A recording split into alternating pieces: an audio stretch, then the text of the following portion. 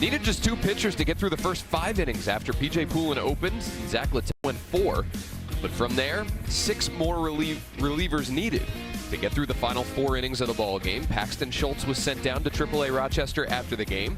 Carson Palmquist called up. Nationals got him from the Rockies in a trade a month ago, and he will make his Nationals debut tonight as the opener. Yeah, and he's done it a few times this year. 19 games, 7 starts down in Rochester, coming off an awesome outing in Toledo where he punched out 2, faced 6 batters. Look, it's a lower arm slot that you're going to get from the left side, almost like a Richard Lovelady. 7-4 on the extension. It's going to play up a little bit. It's not a heavy fastball as far as velocity, but you're going to see a couple variations of that fastball today. Then you got Miles Michaelis making his 11th relief appearance this year. The last one I kind of throw out. I just thought it was a team outing for him, going out there because of Cade Cavalli, the late scratch, and being able to get out there and just, put up 6 innings, save the bullpen against Tampa. And then Arias, Aaron Nola. Last 8 starts, 1-1, 38 1/3, 6.34 ERA. He has gotten touched. How about this year? Gets his fastball. An 11.27 OPS between his 4-seamer, sinker, and cutter. Get a fastball and let it eat. One National who has hit him hard, Luis Garcia Jr. 2 straight games with a homer for Louie. He's driven in 26 runs in his last 26 games. And in his last 2 times facing Nola, he's 4 for 5 with a homer. Louie and the Nats trying to bounce back in just minutes.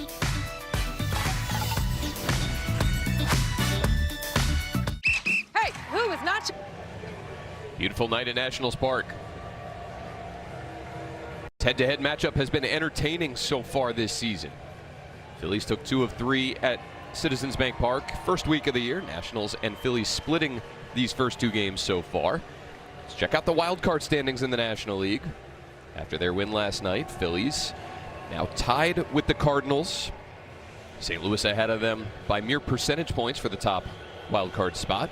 Nationals have fallen a game and a half back of the Cubs for the final wild card position. But a lot of teams in the mix and a long way to go. Isn't that nice, though, to be right there? Absolutely. How'd the Marlins jump us? By being the hottest team in baseball over the last 2 weeks. I know, but just how? There's Carson Palmquist. Takes the mound here at Nationals Park for the first time in the home Nats colors. He'll face this Phillies 9. Kyle Schwarber not in there again. His back still not fully ready to go. It was a late scratch last night. So they will have Bryce Harper DH for them tonight. Brandon Marsh will bat in the number 2 spot. Big night last night. Edmundo Sosa will play third base with Alec Boehm over at first. And Rincones and Crawford starting for the 2nd straight day. Well, they'll be going up against the 6'3", 206-pound lefty and Carson Palmquist. You see, that's his career starts last season with Colorado. This year, 19 games, 7 games started, 1-3, 36 innings, 40 hits in Rochester with a 6 ERA, but a 4.5 FIP. So he's been able to get some strikeouts, control the walks. That's what a big thing is going to be about with him. Forcing fastball, sweeper, cutter, and a little bit of a baby change that he throws up there. I say baby change because he only threw about 2% of the time. So get ahead of hitters. Got to find a way because this is a tough lineup no matter if Schwarber's in there or not. Let's look at the defense behind Carson Palmquist today with Dalen Lau. Welcome back into the lineup in left field. Dylan Cruz in center and James Wood out in right. Bibas, Abrams left side. Nunez and Garcia Jr. on the right with Drew Millis behind the plate. There's Jorbit Bibas down at the hot corner. Thought for a few minutes there that swing was going to be the biggest of the season so far for the Nationals. 8th inning, 3-run shot for Bibas, turning a Phillies lead into a Phillies deficit. Left one out over the heart after missing a bunt, staying with it, driving it. Blake saying, tell me afterwards, look, they were crashing early, so it took it off, made sure he had it. Didn't know he was going to homer. And he did. As for the rest of the ball game, we've talked about that already. Here's Trey Turner. Fouls off the first pitch from Palmquist. Trey in this series 0 for 8 with 4 strikeouts until the 9th inning last night, and then he picked up 2 hits and 2 ABs in that 9th inning. He's 2 for 3 career with a homer against Palmquist, who faced the Phillies in his second major league outing last year, allowed 7 runs over 4 1/3. It's Adam Beck with the balls and strikes tonight. Louis Krupa, Jeremy Rehack, and Dan Iasonia, 1st to 3rd. Up and away, 2-1. Palmquist, the 3rd-round pick of the Rockies back in 2022, played collegiately at the University of Miami. Was college teammates with Nats prospect Yo-Yo Morales. 3-1.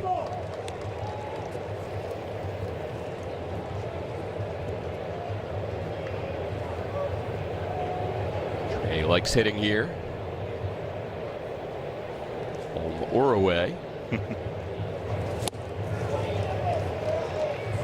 You see that little lean that Carson Palmquist has.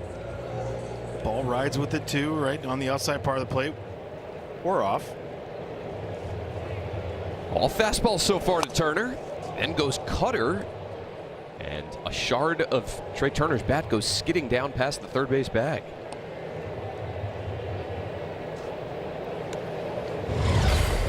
I mean, that's what you want to see out of your cutter.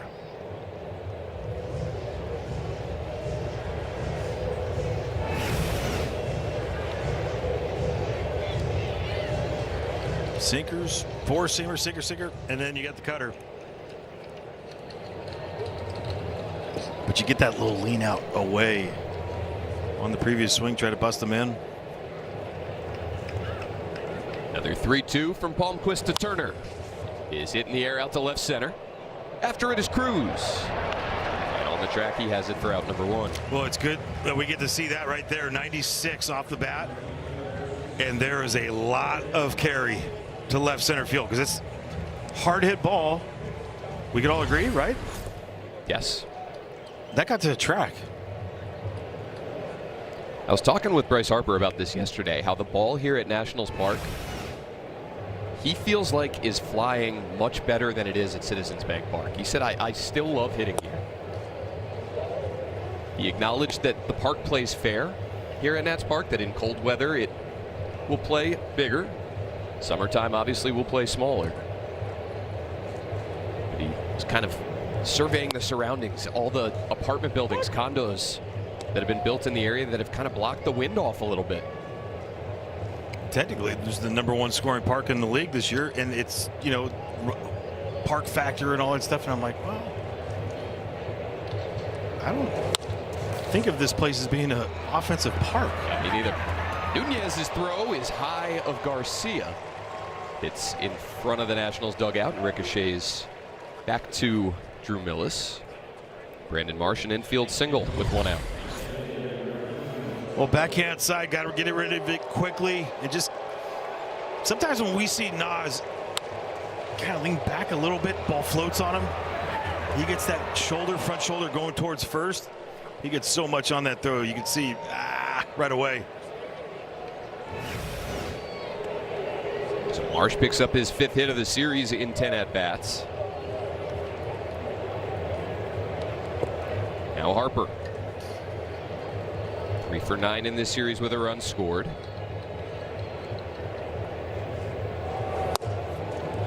Takes the fastball for strike 1.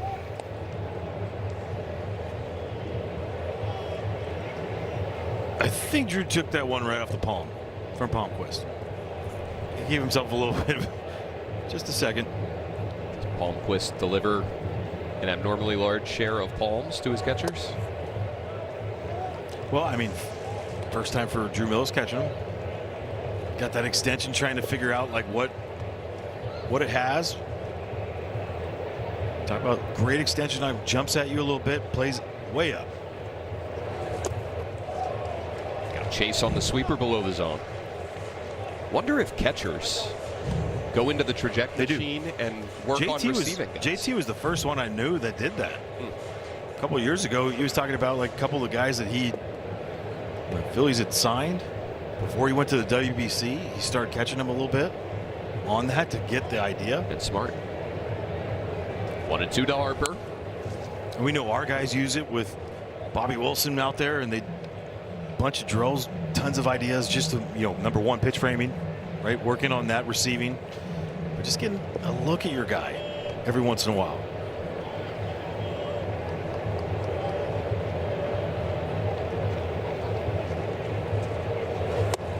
Got him.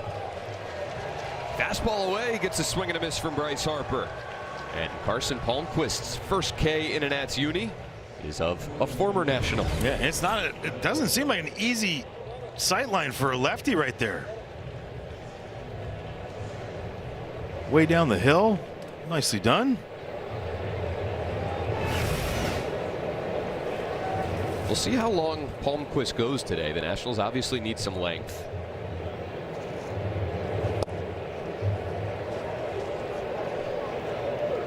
Nine appearances for him last year with the Rockies at the major league level. Came over 3 different stints on the big league roster. 7 of the 9 appearances were starts.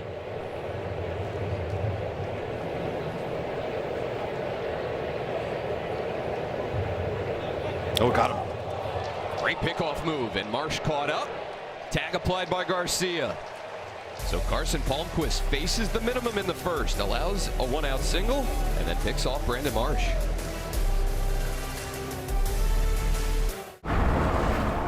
Take one, defend. Careless ball game going bottom 1. James Wood striding to the plate. Hits in this series, including a double. See a bunch of lefties in there against the right-hander Aaron Nola. 5 of them consecutively atop the order in Wood, Garcia, Tena, Abrams, and Lyle. Good to get CJ back in there. Jordan Bibas will be in the number 7 spot with Millis and Nunez rounding out the 9. Yeah, for Aaron Nola, his 16th start of the season. 301st start of his career. 3-4, 5.71 lefties. A 909 OPS. Righty 755, not bad either. And JT Realmuto is going to challenge the first pitch that he catches. And we know what that usually is. He's right. It's ABS powered by T-Mobile, showing nearly the whole ball in the zone. 26 for 32.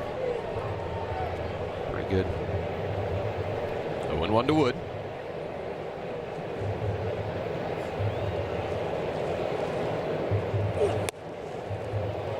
There's the run back to Seamer, and it's 0-2.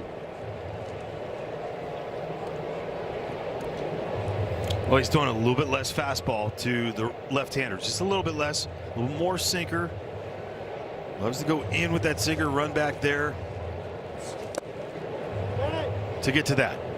Like, that's his bread and butter, has always been his curveball.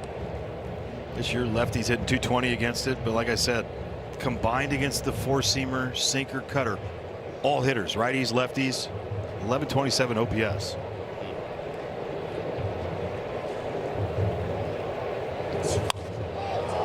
Wood sends one high in the air out to right center. Crawford will have a play. And there's one down. Well, let's check out the pitch arsenal here for Aaron Nola. StatCast 3D powered by Google Cloud. You got the knuckle curveball 34% of the time. You get the 24 on the four-seamer, the sinker, and the changeup. For right-handers, he's added a slider that he is starting to throw a lot more. It's new. He's not trusting it yet, but I'm interested to see how he uses it against our very few righties in there. First pitch changeup to Luis Garcia Jr. Homers in both games in this series. Came off the bench yesterday to walk and homer in his 2 plate appearances. Now 12 home runs on the season for Louis. This one in the air to right center. Crawford chasing back on this one as well. Looking up. It's out of here. Make it 3 straight games with a homer for Louis. 13 on the year. And it's 1-0 Washington. Well, what a job by Louis. Just use your eyeballs. What did he do against James? A couple times with the sinker early in. And don't miss it. 107 off the bat. 412 feet. And that was just nice and easy. I talked to him earlier today about the swings that we've seen lately on the homers where the body's kind of been out in front. You've talked about it a lot, Franny. How his hands have kind of trailed, but he's still able to get that long swing and stay through the baseball. He said, I'm always ready for the heater. And if I have to adjust to the off speed, I know I can still do that. He's shown us over the last couple of years, he can handle pitches up, he can handle pitches down.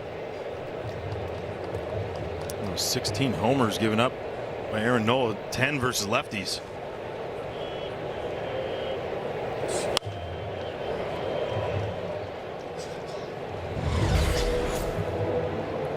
You see where JT's set up way in, but didn't start way in, right? Like that's where he was trying to start it. Just how quick he is inside, backspin, beauty. CJ knew it right away. Jose Tena hits one well. Nice diving play by Stott. Hops to his feet and gets Jose Tena by a sliver.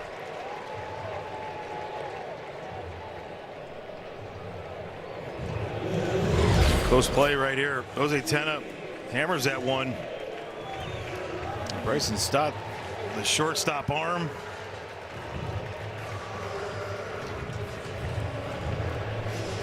So good over there at second base. That was almost 110 off the bat.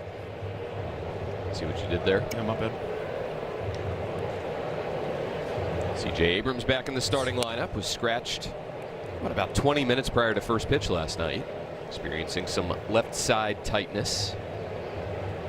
Felt it doing some defensive work before the game yesterday. Nationals didn't release a lineup for much of the afternoon. Wanted to make sure that Abrams was good to go. This is his first miss of the year.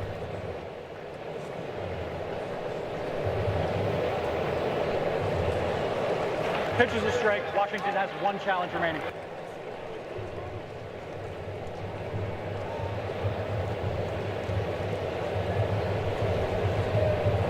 All right.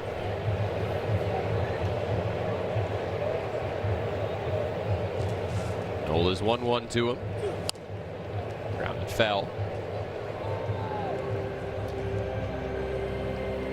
Well, this is the first one now. 8 for 9 challenging this year. I was wondering how JT caught that, if it was something that he did that, you know, when CJ turned around, because that was odd for CJ to do that early. Saw Real Muto shake his head when looking up at Abrams as if to say, you're not going to win that one. Just kind of drops that elbow and wears it in a 2-strike count. CJ Abrams hit by a pitch for the 10th time this season, and he extends the bottom of the first. Trying to go four-seamer in it, probably up at the hands. Not at the elbow. Not there. But elite ability to use that arm guard.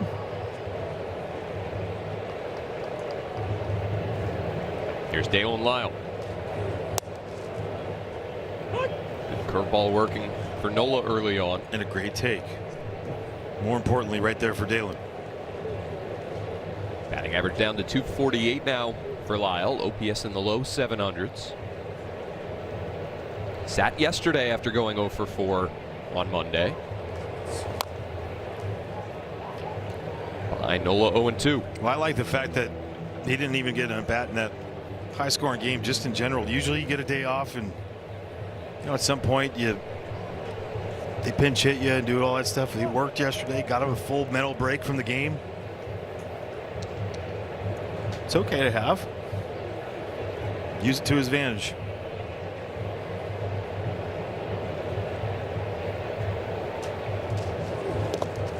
Skips away from Real Muto, and Abrams, a good dirt ball read, will move up. So a hit by pitch and a wild pitch, and Abrams now in scoring position. When you go up against Aaron Nola, a guy that throws tons of curveballs, especially 2 strikes. Expect the ball in dirt, get out there, be on your toes.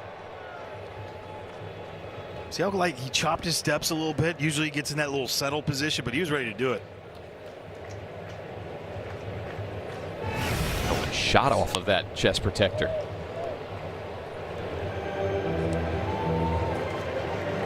It's nice to see CJ out there.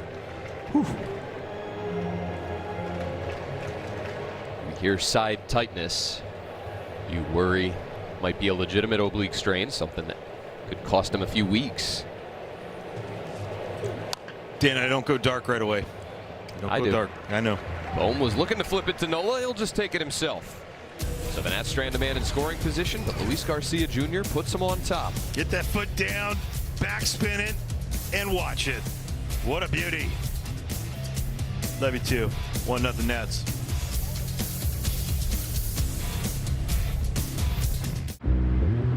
We all want more. But these days, the more... Scored first in all 3 games of this series so far. And after facing just 3 batters in the first, Carson Palmquist back to the mound to get Bohm, Stott, and Real Muto here in the second. Like it too. First pitch, paint down the knees. Let's go.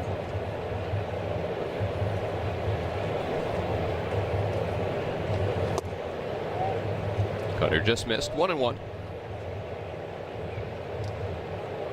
So the numbers for Palmquist after being acquired from the Rockies: 7 games at AAA Rochester, pitched with 3.27 ERA. But over his last 4, allowed just 1 earned run in 6 innings. Tapped his helmet. Call a strike. The batter is challenged. Yeah, it's a strike. It's 3 early challenges in this ball game.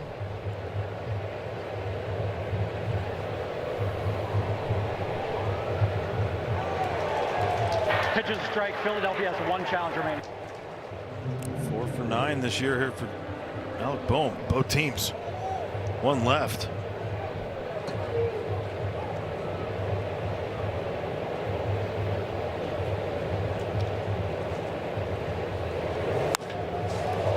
Out to center.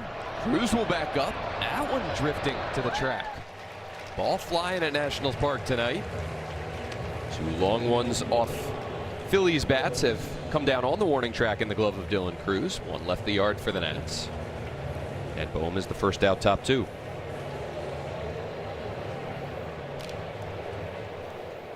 Those low liners are carrying tonight. Oh, Louis was a bomb. Like, we knew that. Here's Bryson Stott. And what an end to last night's game he had. Went 0 for 3 on Monday. Started yesterday's game with a 4-6-3 double play ball. Then went single hit by pitch and go ahead homer. Scored 4 runs in those last 4 times coming to the plate and then reaching base. And Palmquist ahead of him here 0-2. See how late they were. I mean, that's part of the extension, trying to get the idea of what he is right now. Getting way down that hill. He was late on that a lot.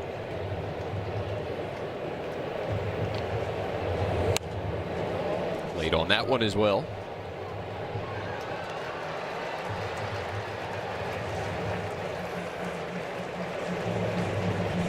You mentioned the defense for Stott. He's a shortstop playing over at second base and has been a really good defender over there.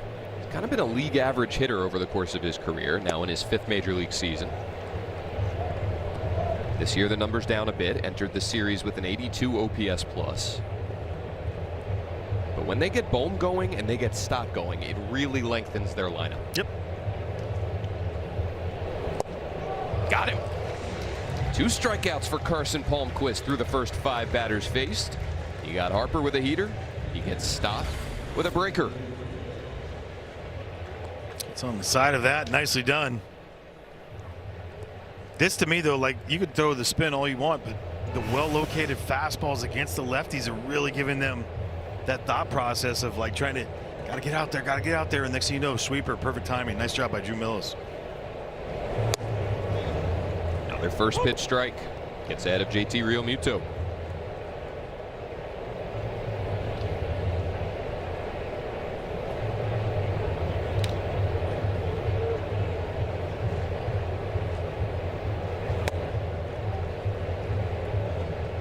Palmquist not striking out as many guys this year as he did last. And AAA for the Rockies last year had nearly 11 strikeouts per 9 innings.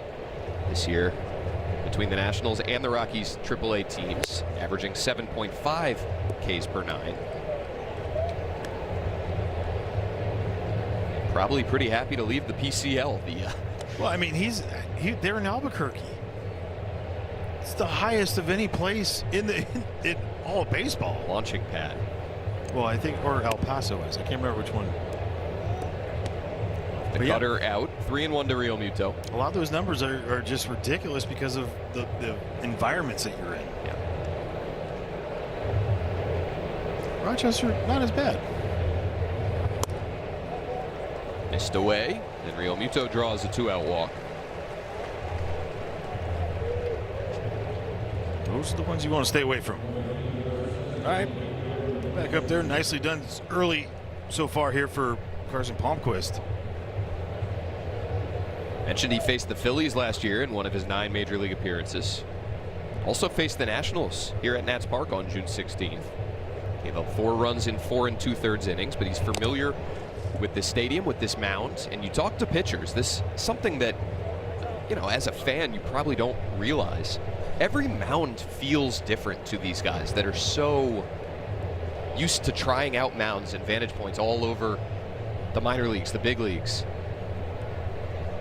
So maybe just getting on a mound that he's pitched on before, even though it's a new organization, first time wearing the Nationals uni at the major league level, maybe that provides a little comfort. So ahead of Gabriel Rincones, 0-2.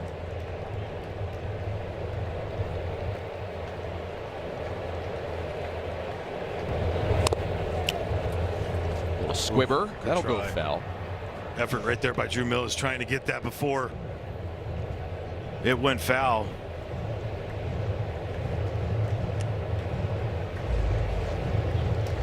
Backup sweeper to get it off the end of the bat. No big deal.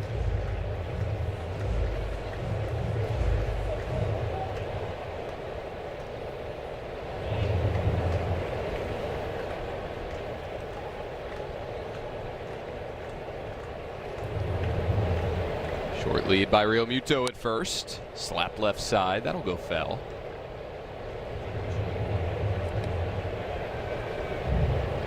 Back to the point about the different mounds. You'll see guys pitching in a road stadium where they haven't been on the mound before, maybe the day before a start.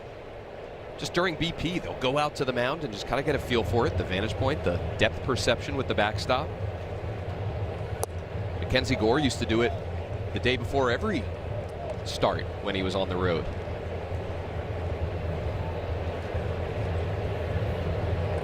Kershaw, the one that really made that his thing for so long. Rincones grounds one over to second. Nasim Nunez works from down to up and throws out the right fielder. So 2 clean innings for Carson Palmquist. Here comes the red hot Dylan Cruz.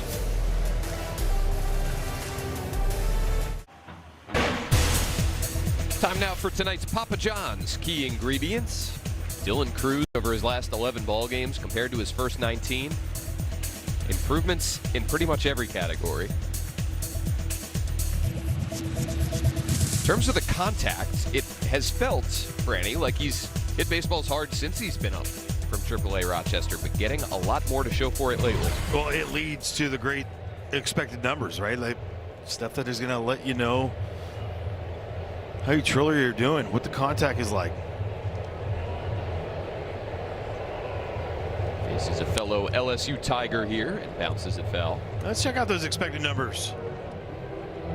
Slugging percentage, what the real one is at 386, and then what the expected is 490. Like that's so drastic, right? That we look at James, and that's virtually what his are, right? Like 100 points difference. The WOBA versus ex-WOBA, quality of contact that you're consistently making makes that a higher number. Gets his hands inside the ball, sends it out to right for Rincones.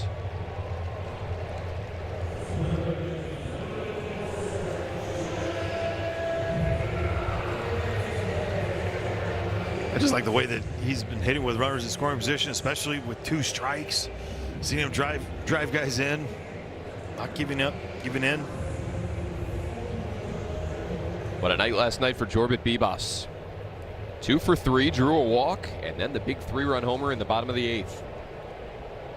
Took a 1-run deficit, turned it into a 2-run Nationals lead, and now he crushes this one out to right center. Way back it goes, and out of here. Jorbit into orbit for the 2nd straight day. Now 3 home runs on the season, 4 in his career. And 2 solo shots here in the first 2 innings have made it 2-0 Washington. Well, one thing we've learned about Jorbit, he knows when he gets them. 100 off the bat. And that was a bomb.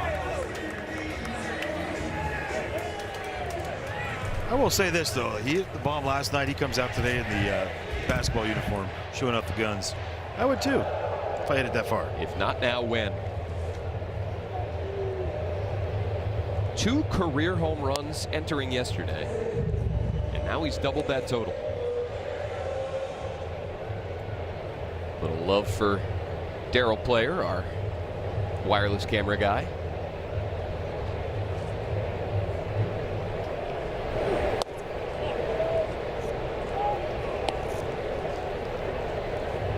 Now on Drew Millis.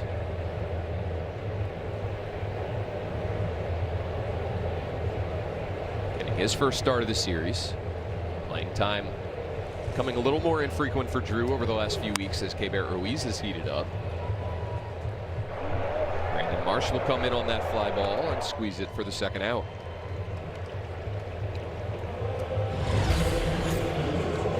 Curveball right here. 3rd homer given up against the curveball to a lefty. It stays up, and he demolishes it, staying behind it beautifully.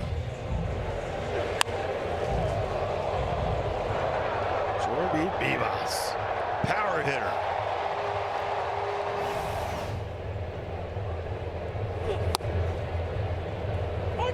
A fastball from Nola to start Nasim Nunez. Nasim over his last 9 ball games, 15 for 28 with a hit in all 9. Has reached base in 15 consecutive games, the longest on-base streak for a Nationals hitter this year. And now the major league leader in stolen bases with 31. 3 of them in this series. What was CJ's record? 47? I think it was 47. 16 away. Down on 3 pitches here. But for the 2nd straight inning, a National leaves the yard. Luis Garcia Jr. in the first, Jorbit Bibas in the second. Stay hot, Jorbit. Another beat.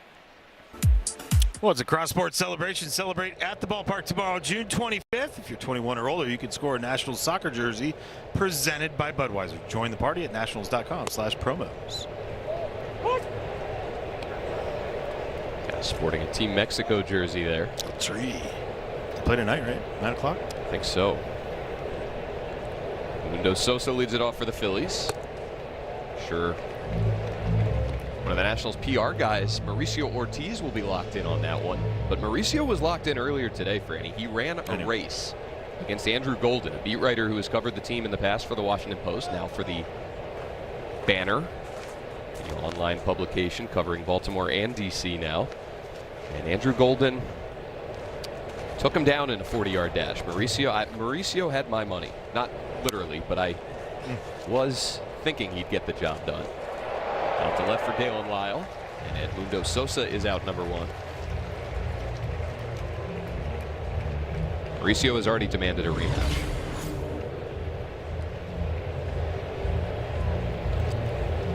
I feel like anytime Edmundo Sosa right now is hitting the ball like that, it's out. He thought he had it. Feels like anytime he faces the Nationals, he leaves the yard. Replaced Kyle Schwarber in the lineup last night after Schwarber was a late scratch and hit a 2-run homer and a 2-run double. Justin Crawford just missed keeping that one fair.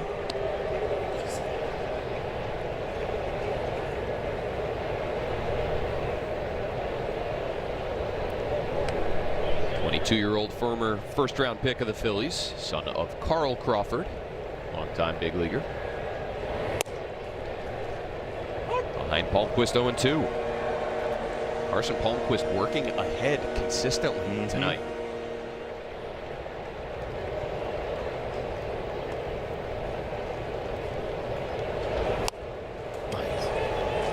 Good pitch.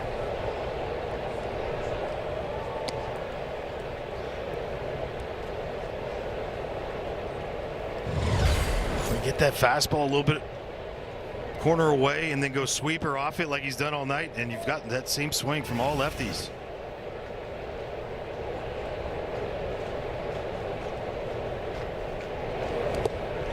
Went back to it. So with Palmquist making it through the Phillies order one time, Miles Michaelis now starting to throw in the bullpen.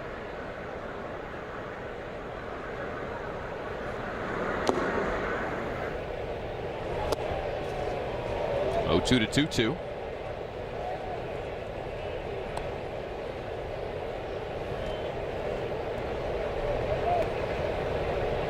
Mentioned that Palmquist has quite a bit of starting experience, but of late has not been stretched out too far. In the national system, his most pitches in an appearance was 33. Willis lost track of that one. He's got to find a way right here. 9-hole hitter, left on left. Best pitch. Late time called by the hitter And and it was granted a by great Adam pitch. Beck. Great pitch. You've tipped your hand here. I stick with it. I mean, I really don't force him to beat you.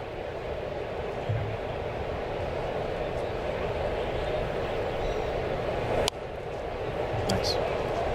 That's it. I mean, that's really what it comes down to, right? 9-hole hitter, young guy, facing you for the first time. Is he a good player? Yeah, for sure.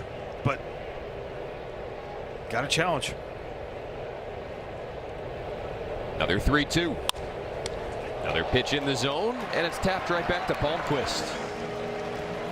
So he's gone through the order once. Will Blake Butera leave him in to face Trey Turner, the right-handed hitter? Well, great job right here by Carson Palmquist. The way he throws, and he's ready for it every time. Perfect position. Will indeed be Palmquist to face Turner for a second time.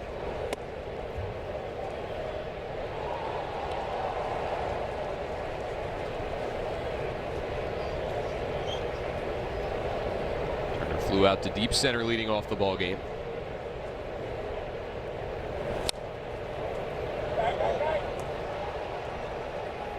She was like a cat tonight. He's all over it. Might not be going in the right area, but he's all over it.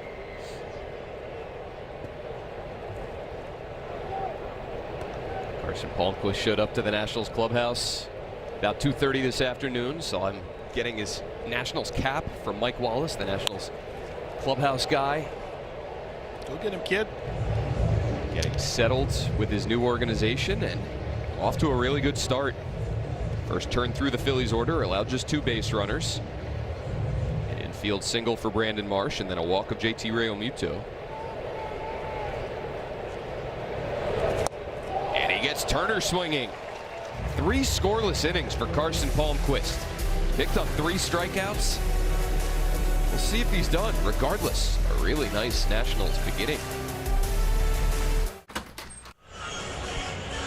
2-0 Nationals here in the third as James Wood is set to lead off. You guys have been talking a little bit about James Wood and how unlucky he has been as of late. So I decided to get his thoughts on that. And he said, yeah, in Tampa, I felt like I wasn't able to help the team win that much. It's tough, but it doesn't feel like the end of the world. I feel like I got 8 other guys in the lineup who've been doing really well. So it's like when I'm not doing my part, the guys were able to pick me up the past 2 series. I feel like it was bad luck more than anything, and I can't really panic. I can't really try and do too much. Just got to focus on my process, and the results will come. Guys, mature mentality for such a young kid. Well, we've seen a lot of that, Alexa. He's 23 years old. He certainly acts quite a bit older. Yeah, I ask him about everything, what to do. For any getting his tips from the 23-year-old. Yep. Why not? I mean, he's so, we've talked about the observer that he is just in general. But how confident he is in what he does. That's why guys gravitate towards him. Not because he's great. It's because the way he invests in teammates, just watching them. He also, we've talked about this a little bit, Franny, he doesn't get enough credit for how bright he is. This guy really knows the game. Has a feel for how pitchers are going to attack him. And you've talked about how that makes him such a resource for his teammates as well. Why do they want to go to him? Because they know that not only is he engaged in what they're doing, but he's got a really good plan that he can help them. And that's the thing, is that he's always watching, seeing what the guys have, and like, it's one thing asking a hitting coach, but they're not in the box with you competing. Right. He's gotten into a leverage count here, 3-1. Took the curveball in the zone. A lot more runs scored than runs driven in compared to last year. But opportunity. 6 difference there. You were trying to do the math, I know. I was. You saw it spinning. Yeah. Did he check? He did not. Dan Iasonia with the stabbing motion. Iasonia is really a quick trigger over there. See if he did. I mean, that's a close one for James, but I still don't think he did.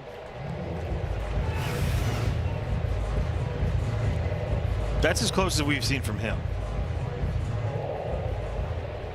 Back-to-back strikeouts recorded now by Nola. Nunez to end the second. Wood leading off the third. And here's Luis Garcia Jr. Dating back to the start of last season, which player has the most home runs against the Phillies? It's the guy you're looking at right there. Luis Garcia Jr. with 6 of them. Had been tied with Juan Soto with 5 against the Phils. How about Soto yesterday leaving the game for the Mets? CJ Abrams scratched with left side discomfort.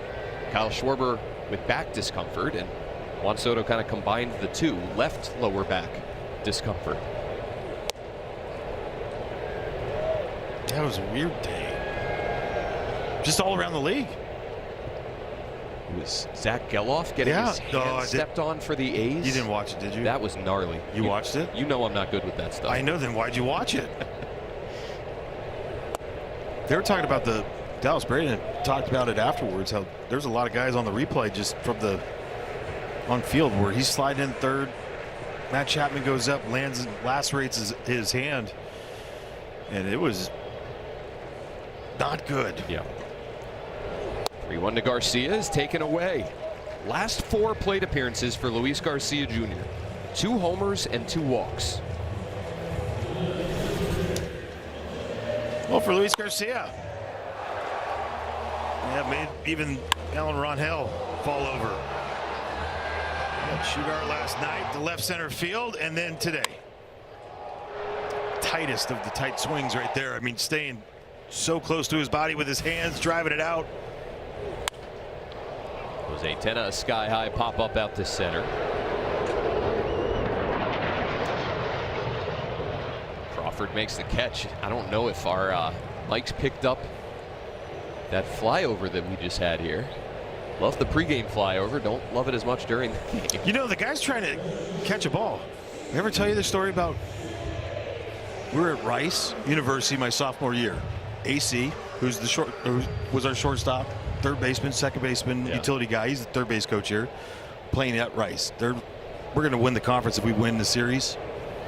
They have their graduation deal going on. 9th inning, fly ball. Fireworks going off. Our guy lost in the fireworks. No, swear to you. Come on. Swear to you. We lost the game, lost the series. That's a home field advantage. Yeah, that was there. awful. Just pop off fireworks whenever you want. Perfect timing. Unbelievable. 2 down with Garcia at first, and here's CJ Abrams.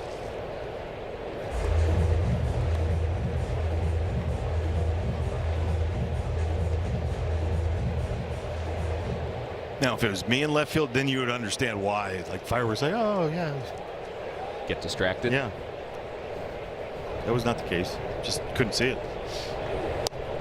Abrams takes the changeup away, 2-1. Nola following behind a few hitters here. Mentioned this is the 301st career start for Aaron Nola. 37 of them now coming against the Nationals.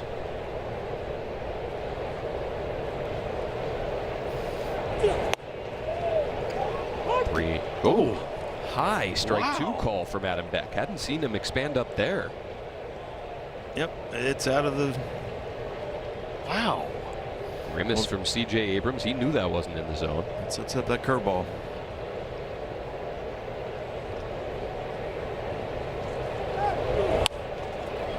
Abrams going to slap it left field way. Marsh a long run. It'll fall. Garcia to third. It'll be held by Victor Estevez. Has to get back to the bag with Sosa picking up the loose baseball. C.J. Abrams ends up at second. 2 in scoring position all of a sudden here in the third. Well, they try to run a sinker, and you can tell he's waiting for that curveball. Reacts to that. Stays inside it beautifully. Oh, you got to keep. They cannot slow down there. You got to continue. I mean, look at the. We've talked about them tightening up their base running. That was a wide turn. You just can't have it happen like that. You know, Mundo Sosa, very heady player, almost got him on that. Good play by Marsh to get that in there. But by that, CJ continue his ways. They'll probably give it. That is. They're showing single on the scoreboard, but I think again, you and I are the official scorers, and that's a double.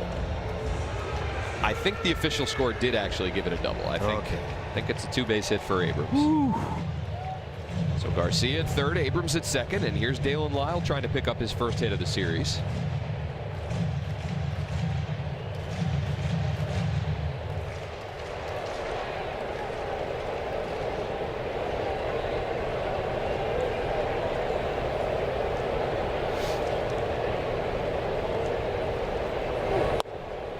Taking ball 1. I mean, Dalen's hasn't even shown a bunt this year, has he? No, not that I can recall. I mean, I wonder why they're playing way in. Maybe just for the fact to keep the guy close, just in case a curveball gets in out of the way.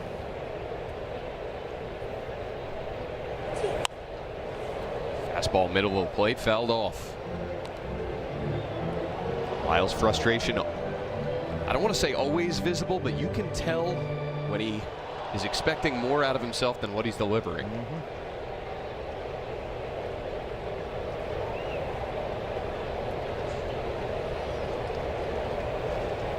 Awaits a 1-1 from Nola and takes it up. Slow take, so that's what you like to see right now. Been a struggle for Aaron Nola the last couple seasons. A 5.88 ERA dating back to the start of last year. The third highest in Major League Baseball among pitchers with at least 120 innings. Little expansion from Adam Beck, up and away in this inning.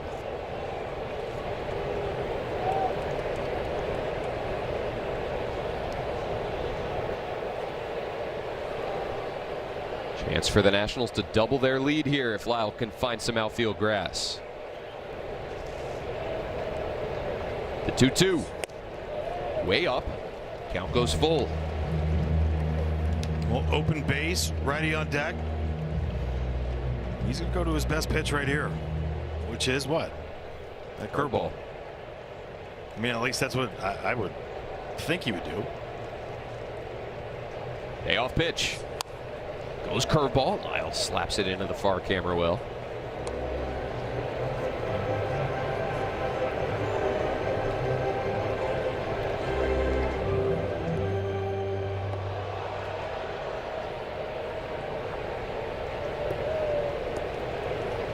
Single runs for the Nationals in the first and the second on solo homers from Garcia and Bibas. Lyle, a fly ball out to left, but Marsh is there. Nats will strand 2 in scoring position. They take a 2-0 lead to the middle innings.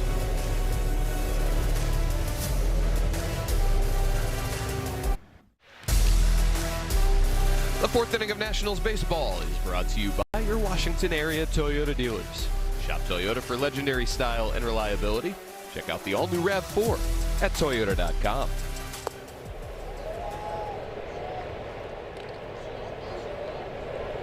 I think he's trying to get through at least the next 2 hitters. Yes, indeedy. Brandon Marsh and Bryce Harper, both lefties. So Carson Palmquist, who has not gone more than 2 innings since joining the Nationals organization, back out here to start the 4th. Did you drop a yes, indeedy? Yes, indeedy. As mentioned earlier, most pitches he's thrown at AAA Rochester, 33. He's now into the mid-50s here tonight. Was consistently going in the 45 to 65 pitch range when with the Rockies.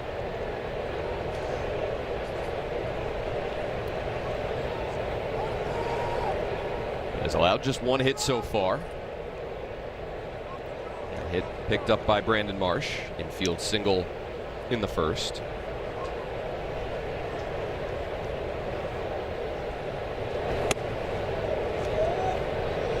Hasn't looked intimidated for any.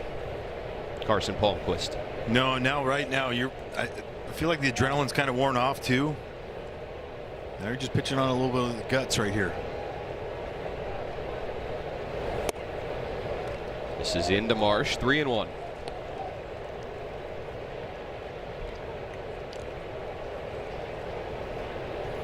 Very deliberate right now. Might be exhausted too.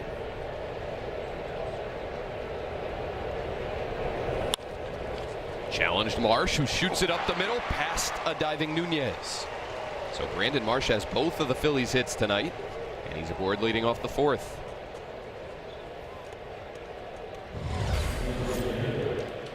No 3-1 count. Got to come heater at some point. He's in a good position. Just it's not going to work down to up. He's a pitcher. Good effort by Nasim.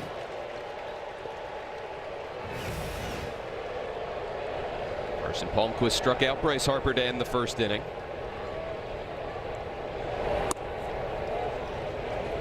Sinker just missing down and in.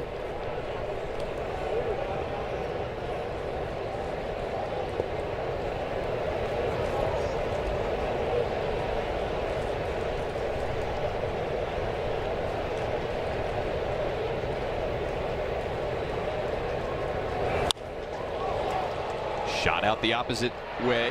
Dylan Lyle will get over into the gap and make the catch. You have to think that's it for Carson Palmquist now. Miles Michaelis has been warming for quite a while. Blake Butera going to make his way up the dugout steps, it appears. Yep. But I'll tell you what, right now, it'd be nice to see the crowd get into this a little bit, because I mean it's extending so much more out of your guy after a tough one last night. It's a great effort by Carson Palmquist. In his Nationals debut against one of the more dangerous lineups in baseball, Carson Palmquist goes 3 1/3. Pat on the back from his skipper, and he gives way to Miles Michaelis.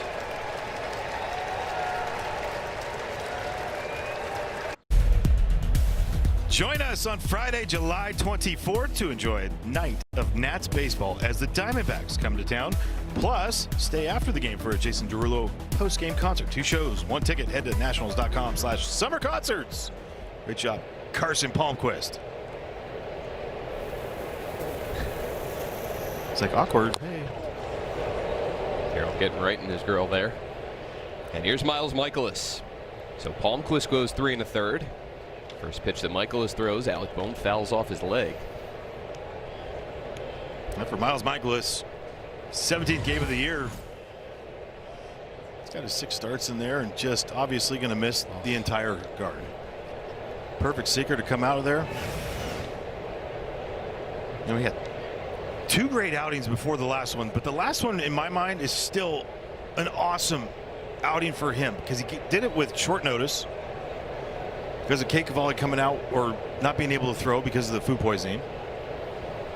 And he gave you 6 innings. Yes, he gave up 9 hits. Okay, great. He saved the bullpen, gave him a chance the entire series because of his unselfishness, in my mind. Yeah. For a veteran guy, he doesn't have to do that. Well, I think what we've learned all season long, that Miles Michaelis is willing to do really whatever this Nationals team needs of him. Guy that's been a career starter, has had the opener thrown in front of him quite a few times this year. Hasn't complained once. He inherits Brandon Marsh down at first base. Ground ball right side. Nunez has it skip off of his arm. Took a little funky last hop on him. Couldn't react to it. And that'll put 2 on with 1 out. Well, perfect slider. So you got the sinker down and in, slider down and away. Off the end. That's a play he's got to make all day, every day with Nasim Nunez because he's that good. But you know what? Stay there.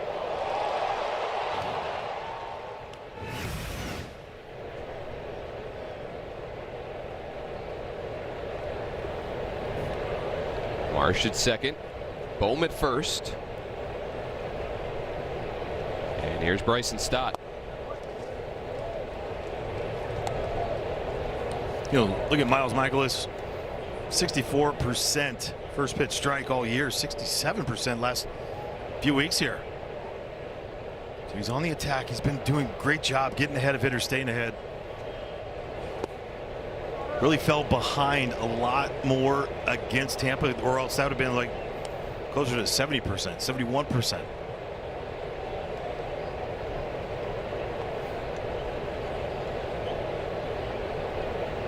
Bryson Stott has struggled against him.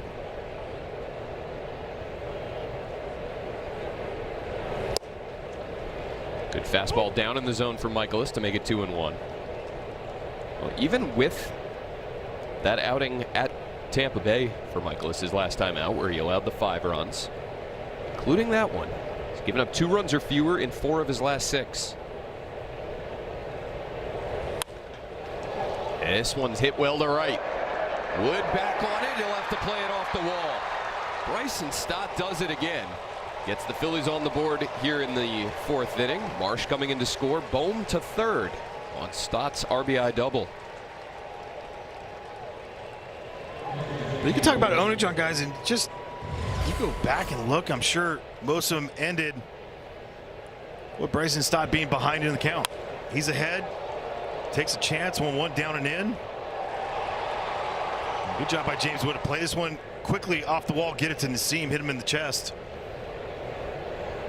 We got some issues over there at third base.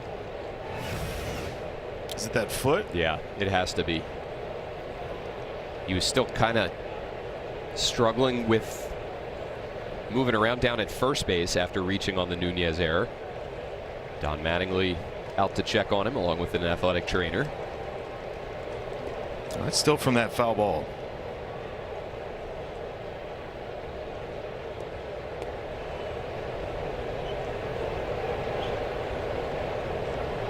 I mean, think about it. With Schwarber down, you don't know what his availability is tonight. Harper is the DH. That's their first baseman. Yeah. Out to center. Cruz makes the catch. Tagging at third is Bohm. Throw coming to third. So 2 runners move up on Real Muto's sac fly, and it's a 2-2 ball game.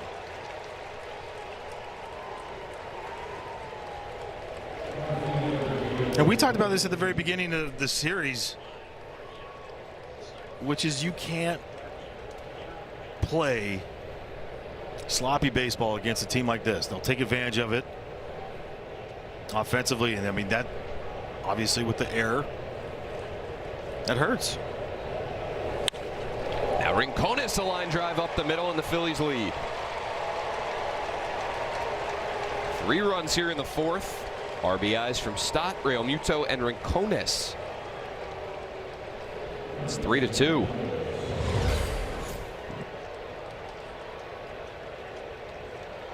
This spot trying to go away.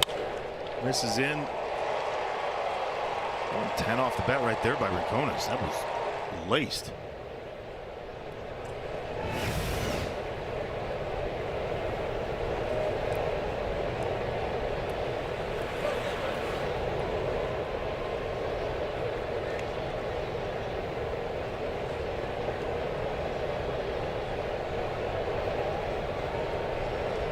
Now Edmundo Sosa. I wondered this when Miles Michaelis came into the game. Whether coming in with a runner on and having to work out of the stretch immediately might affect him. The Nationals have done their best to give him a clean inning anytime that he's followed an opener. They did not do that today, not necessarily using that as an excuse or blaming anyone, just something that Michaelis has not had to deal with much. Phillies get 3 in the 4th and now lead 3-2.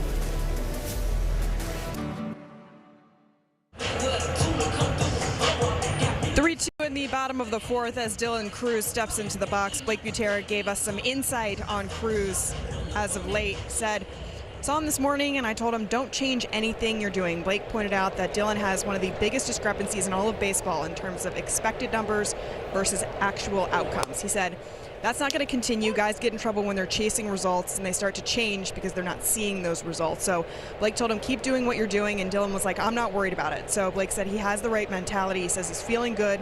He's got a good process right now, and he seems really confident, especially given the fact that the surface level numbers, the stuff you see on the scoreboard, isn't exactly great right now. He understands he's in a good spot. He's done a great job of not getting frustrated. He's hitting balls hard. He comes into the dugout and he's thinking through, hey, was that swing at the right pitch? Was I on time? All the right things that you want to be talking through. He's not coming in there being like, oh, I can't catch a break. He's got a really good mentality, and Blake was pointing that out, Dan. Thanks, Alexa. It goes in line with what Dylan told me earlier on today, which is in the past, if he wasn't getting results, he might hear, oh, you need to do this with your hands, or oh, you need to tinker with this, or change something.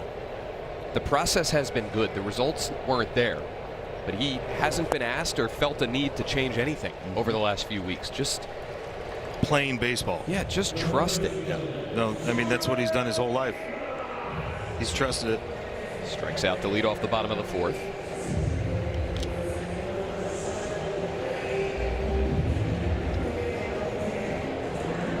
One away for Jorbit Bibas. Homers for him in back-to-back at-bats. Just to see what they do right here with Jorbit Bibas, Millis, Nunez to get around to James Wood. What a crazy amount of 3 times through the order for Aaron Nola. There's only 41 at bats against him. Bibas hits another one well. This one playable for Crawford and center. And there's 2 down. Nola has not gone more than 5 innings in any of his last 4 outings. Franny, I mentioned his struggles over the last couple seasons. This guy has been a workhorse for them. Oh, yeah. His entire career, his first 10 years for the Phillies, a 3.70 ERA.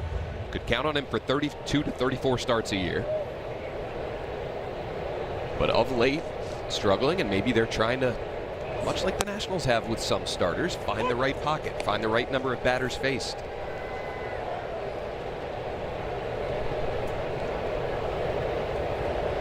It seems to be around that 21, 22. Has been about that.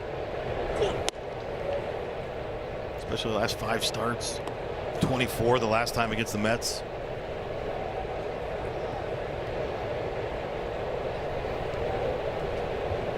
First time he's facing the Nationals this season.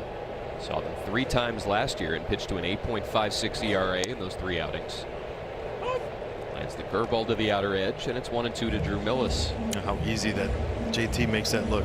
Right, we've seen K-Bird and Drew do such a good job at getting better at that. It's just been, it's like second nature there for Real Muto behind the plate.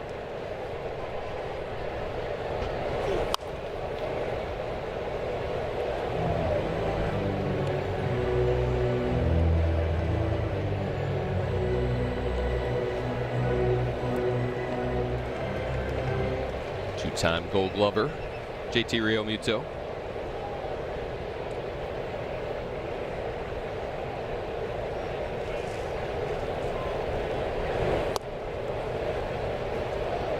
Ellis takes the changeup, works the count even.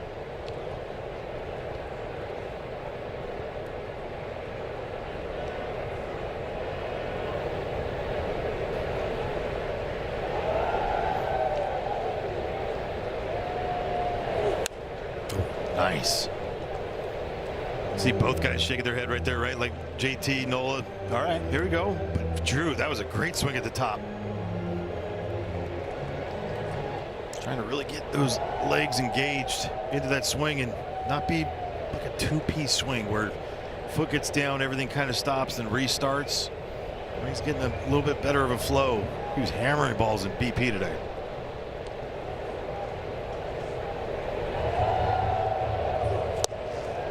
Can't get to the curveball.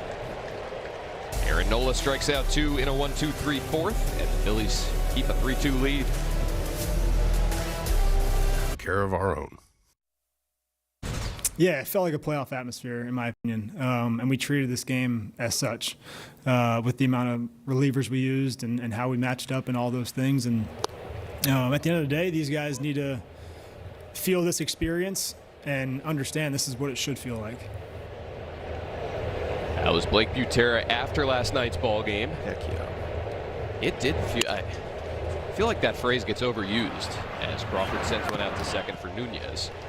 But it did feel like a playoff atmosphere late in that game. 29,000 plus here at Nationals Park, making a lot of noise. A lot of noise. And even we heard it. Blake Butera, even up here in the clouds. Yeah. Blake Butera makes the point that these guys need to feel that. They need to gain those experiences. How a year, you know, maybe it happens this year, but a year from now, 2 years from now, when the Nationals make the postseason, how are these guys supposed to know what those environments are like if they don't experience them? And yes, it's just June. And yes, the Nationals are now only 2 games over 500, but for the players, for Blake Butera, managing a game in that sort of environment, these are all fantastic learning experiences.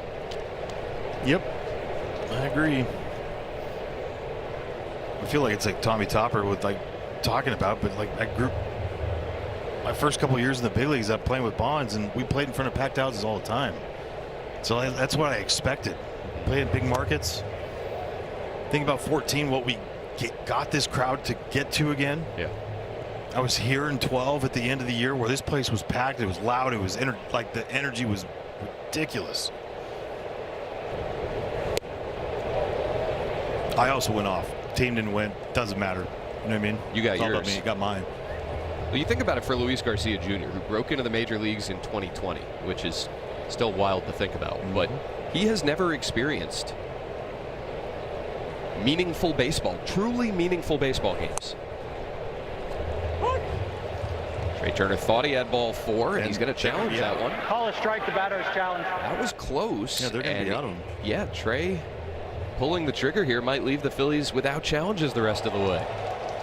Pitches a strike. Philadelphia has no challenges remaining. He's 1 for 9 this year. Wow.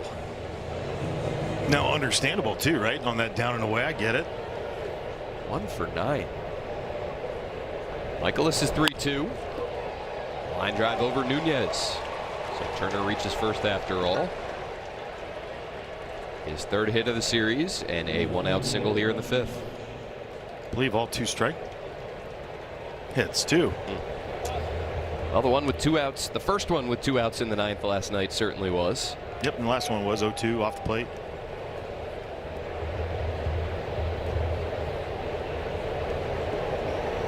Brings up Brandon Marsh.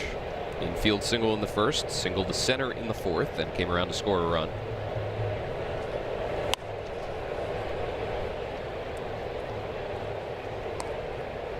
Came into the game batting .315, 6th highest mark in Major League Baseball.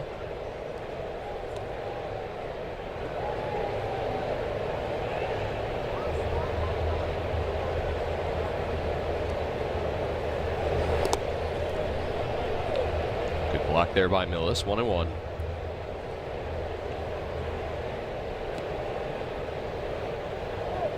Marsh acquired in a 1-for-1 trade with the Angels back in August of 2022.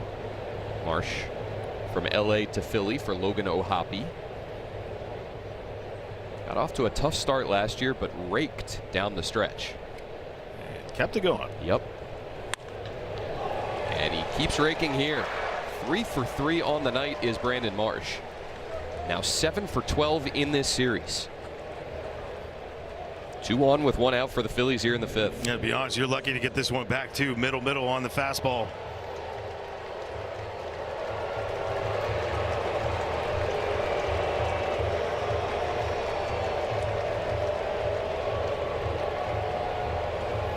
It's already the 4th hit allowed by Michaelis. And he's going to be on the attack right here. That's what they're probably talking about. You know, strike out in the first, line out. Bryce gets in these moments right here where this is where he is uber aggressive early.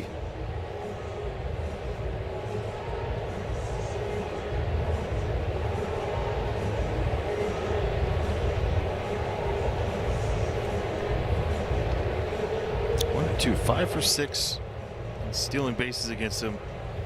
Conversation about Trey running.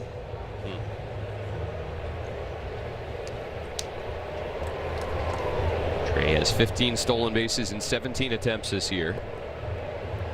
Marsh, great speed behind him at first. The first pitch to Harper. In there with a fastball. That's a great one right there, though. In. He's trying to look at something probably out over the plate, trying to do something, and he dot him up in.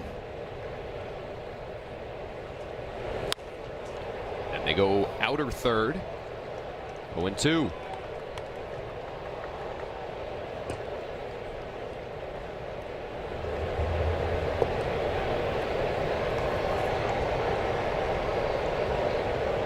Harper's grounded into 8 double plays this season.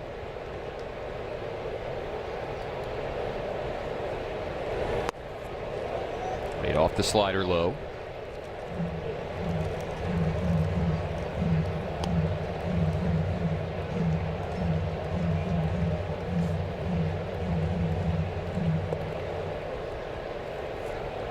Turner at second, Marsh at first.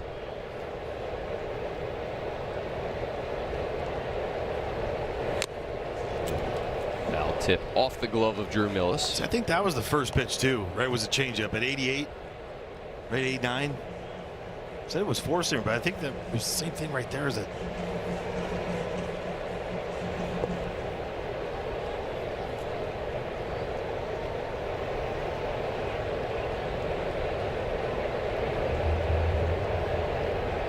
Another 1-2.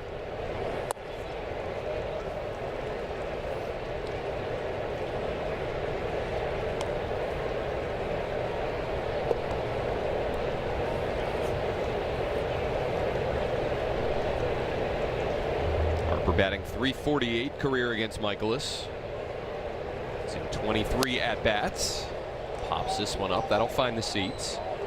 We got to see the ad right there at 95 for Miles Michaelis. Just so let's take it into account. Okay, let's say it was his four-seam fastball, first pitch. Truly, 89 to 92. Then you get to 95 right there on the sinker.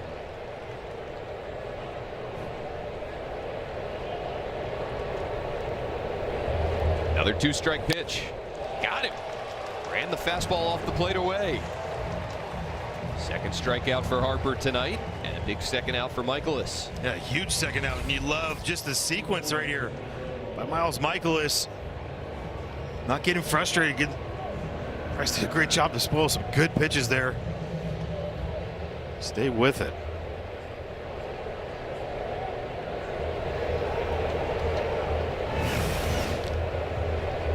Two down now for Alec Boehm.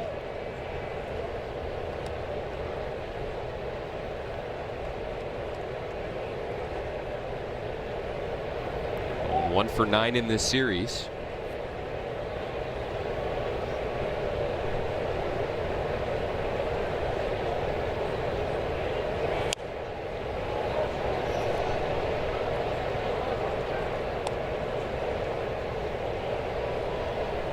When you foul the ball off your foot or your lower leg, how long does that linger?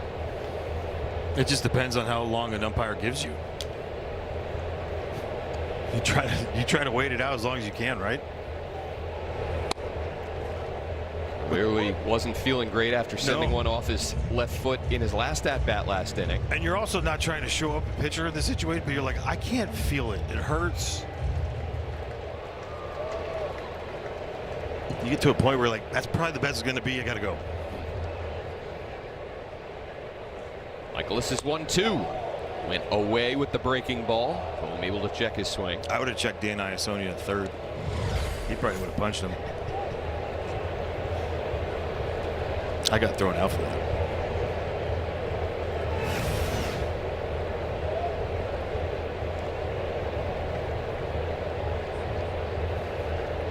Turned into a lengthy 5th inning now for Michaelis, trying to work out of it unscathed.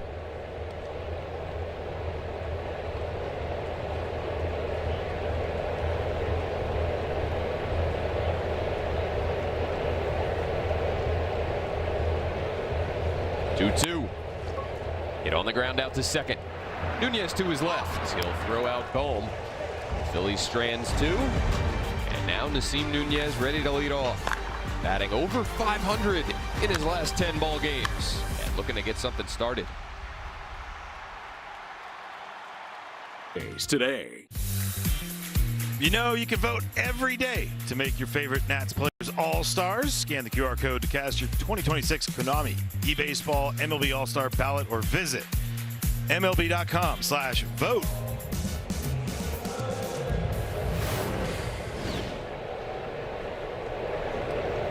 Vote for that guy. He will bat after Nasim Nunez here in the home 5th. He is taking strike 1. Vote for that guy too while you're at it.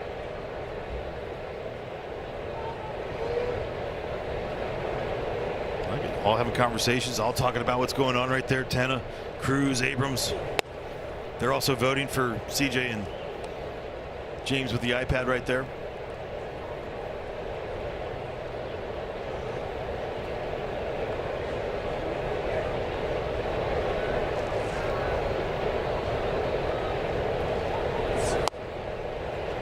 Nunez takes ball 2.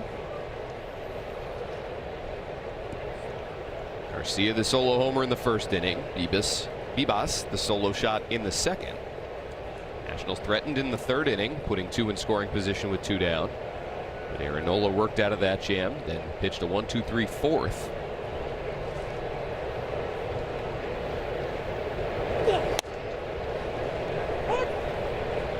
Nunez thought about challenging, opted not to. I mean, that just nicked. Some tough ones, and Nola's last few have been pretty decent pitching.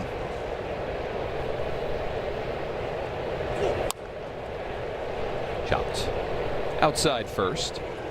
It just, that's that big curveball off the up and away fastball, right corner.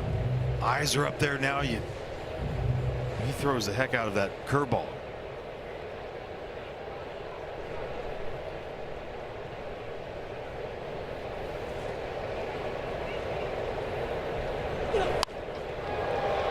Left a fastball middle of the plate. Nunez lines it out to center. Crawford was shaded into the gap out in left center, but made up some grounds and snags it for the 1st out. Let's compare the 1st halves for James Wood last year and this year. Through the first 80 games, not counting tonight's action, OPS and weighted runs created plus down a bit from last year. But improvements in a few other metric categories and up 20 runs scored from last year. And like, we've seen a hot James Wood this year, but like, I don't think we've seen the hottest of hot. He's had stretches. Hottest of hot weeks.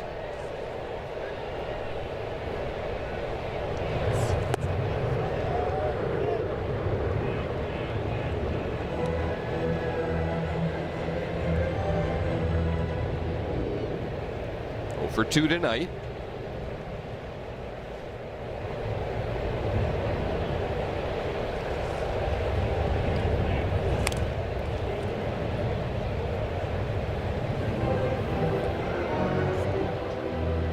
Yeah, this is pretty crazy to see. Got some activity in the sky.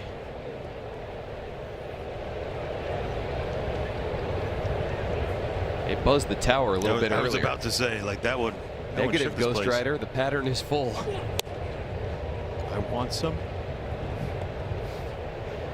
2-2 to Wood. He's got me twice. I've had it with this.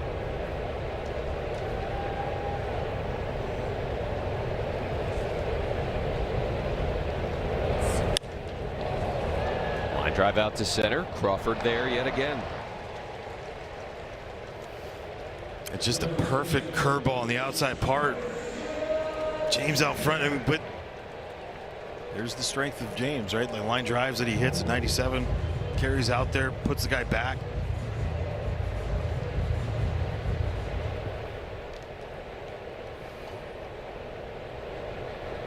Luis Garcia Jr. over his last 2 ball games, 2 homers, 2 walks.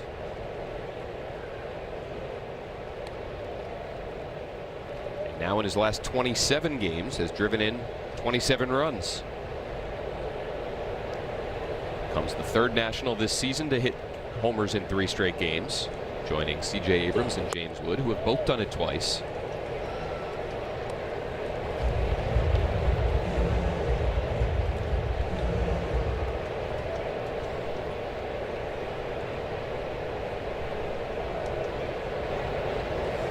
Leverage here at 2-0.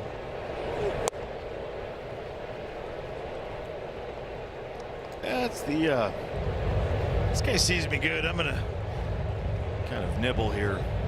I'm gonna grunt, make it sound like I'm going after him. Can Garcia do the unthinkable and walk in back-to-back plate appearances? Yes. Yes, he can. Last 5 plate appearances for Louis. 2 homers, 3 walks. And a free pass extends the bottom of the 5th. And if he swung at that right there, I totally understand it too, right? Like just when you have ownage of a guy, you feel like that, you know it. But trust the guy behind you. Picks up walks number 10 and 11 on the season tonight. So this one is from the dugout. They want to talk. Why? They want to get somebody up. They're rushing guys out there in the pen. Well, we are at. There's Caleb Cotham. With Jose Tena, we are now at that 21 batter mark. Here's Tim Mesa, who was the opener for them on Monday night. I wonder if this is for CJ. Yeah. How quickly they tried to get out there, but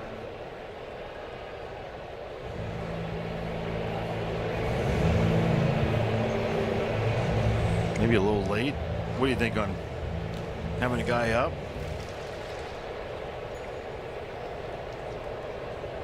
Yeah, I mean, that's a scramble drill right there.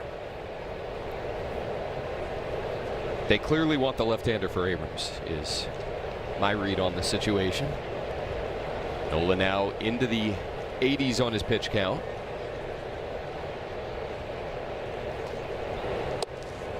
Leaves the changeup well outside. And body language for the Phillies, probably what they're reading off of Aaron Nola. Last couple, he's actually shown a little bit. No one getting away from him. Not especially hot tonight, and threw 97 pitches his last time, so you wouldn't think physically he's hitting a wall here, but last couple batters struggling with the command.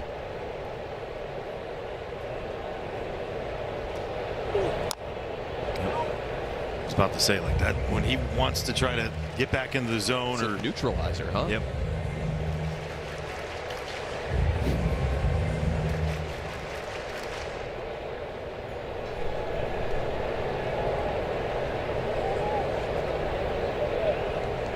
A ground out and a fly out tonight. Right back to the curveball, and it lands for strike 2. And you can see him go back to it again, but I mean, this is the opportunity to go front hip. Now you go front hip, then back to the curveball.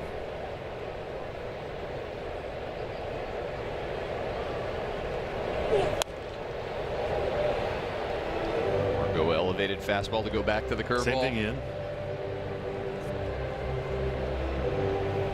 But the whole thing is try to get a swing to get spin off to open up that back side of it. So right now for Jose Tena, work out to in.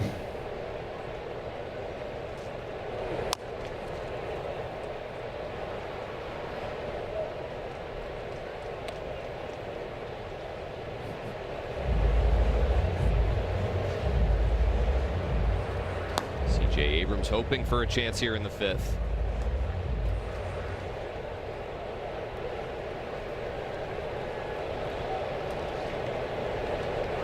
Tim Mesa now slowing down out in the Phillies bullpen, has gotten hot.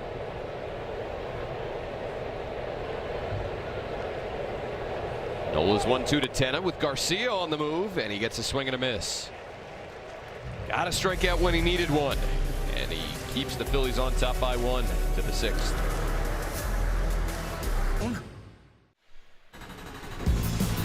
Well, Carson Palmquist made his Nationals debut tonight as the opener. Hadn't gone more than 2 innings in any of his appearances at AAA Rochester over the last month, but he went 3 1/3 here tonight. It's a really dangerous lineup. Impressive. Allowed just 1 run on 2 hits, struck out 3. And for every strikeout recorded by any Nationals pitcher this season, the Washington area Toyota dealers will donate $50 to the Children's Inn at NIH. So Palmquist 3 1/3. Miles Michaelis has since gone an inning and 2/3. He takes the mound here top 6 with the Nats trailing by a run. Feels like it's been a while since it's been a quick inning. Right? Yeah. Got to get the guys back in there. Get it done quickly.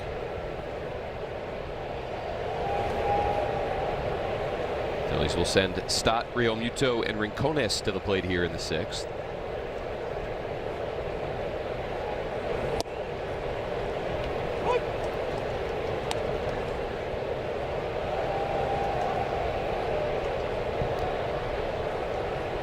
Nationals have scored first in all 3 games in this series, but the Phillies have chipped away in all 3. They got to within a run on Monday before the Nationals added some late insurance. Yesterday was a 5-0 Nationals lead that dwindled away, and then dwindled away big time in the 9th. Tonight, a 2-0 Nats advantage has become a 3-2 Phillies lead.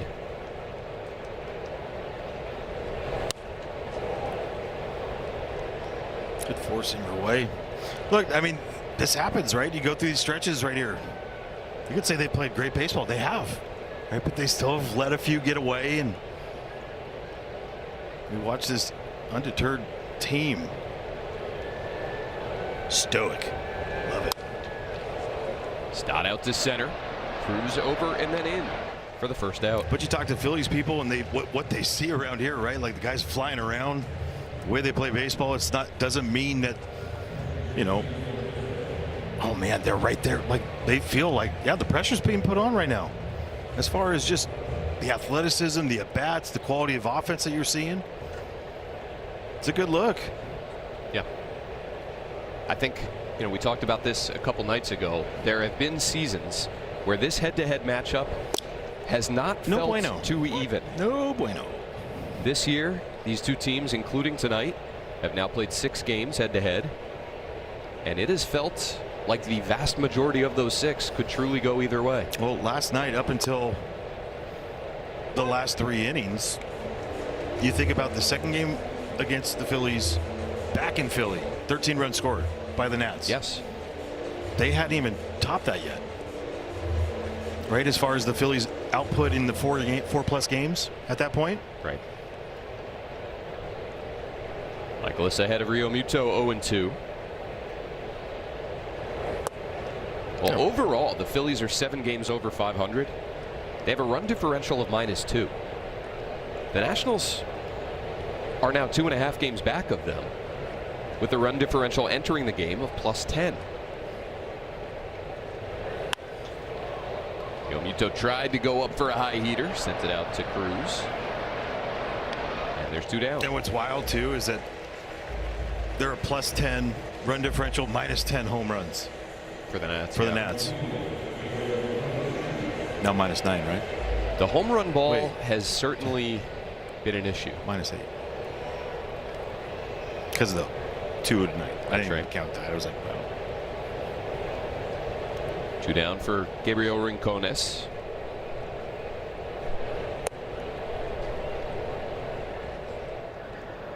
It was Tim Mesa warming last half inning. He has since sat down, and a different left-hander has gotten up, Kyle Backus. Curveball flips in. How crazy was it last night too? Ryan Kerkering blowing a save, right? Brad Lord blowing his teammates at USF, South Florida. Yeah, good point. Like how this game comes back. Usually it's like all positive stuff you're looking at, but like both guys, like, man, cool to be on the same college team and do that and not have the best performances. One getting bailed out. Yeah. 3 blown saves overall last night. The first ones of the year.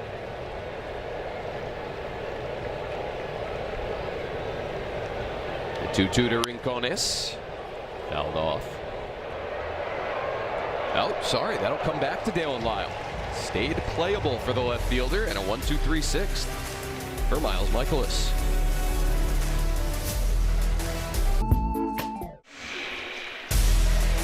Nationals baseball is brought to you in part by Lincoln Financial.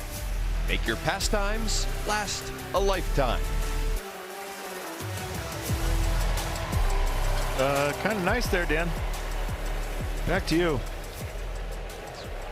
Excellent analysis, as always. Beautiful night. Now the Nats looking for some offense. They've gotten Aaron Nola out of this game after 5 innings. Here's the left-hander Kyle Backus to face C.J. Abrams. Love the game this year. First time back since being recalled. Lefties 267 average against him this year in the big leagues. 6 seeker, sweeper, little changeup.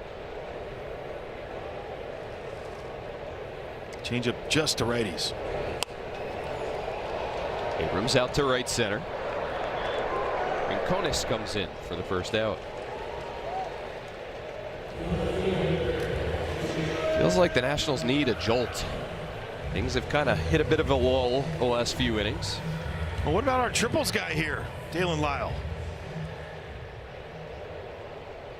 That'd be a good jolt. Sign me up.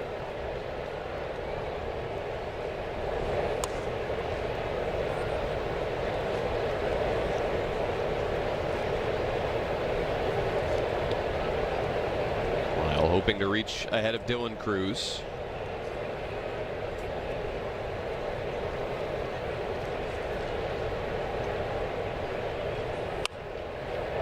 Slashes one left side. That'll do the job. Wide turnaround first, but he'll retreat with a 1-out single. Dalen Lyle aboard, and Alexa Dad has more. Dan Franny, you know Dalen Lyle's mentality really well, and Blake was explaining it, saying he's such a competitor and he wants to help the team win, and anytime that he's going through it, he feels like he's hurting the team, and he holds on to that.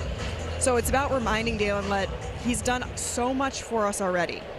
He's grown in terms of his defensive performance this year. Like, he doesn't even think about that. They remind him about the series he had in Cincinnati to help them win 2 out of 3 games. It's like when he performs well, he thinks, well, this is how it's supposed to be. And then when he doesn't, it's like, well, what am I doing? I'm not helping the team. Blake said, I think we remember our failures a lot more than we remember our successes. And I think we can all resonate with that, right? But at the end of the day, Blake said, I'd rather have a group of guys in there that are upset with themselves because they feel like they're not helping the team than guys that don't care. And Blake said it's our job to help him and everyone in that clubhouse walk that fine line. Thank you, Alexa. Talking to Luis Garcia Jr. earlier on this season about Dalen Lyle, and he said he's just so hard on himself when he doesn't have success. Try and get him to smile, to just lighten up a bit. Cruz a ground ball over to first. Nice play by Bohm coming off the bag to field it, and they cut down the lead runner Lyle for the second out. Especially against lefties, one of the very few chase that we've seen recently from Dylan, but he was trying to hit that. He saw that big right side, and he was trying to hit that side for a base knock.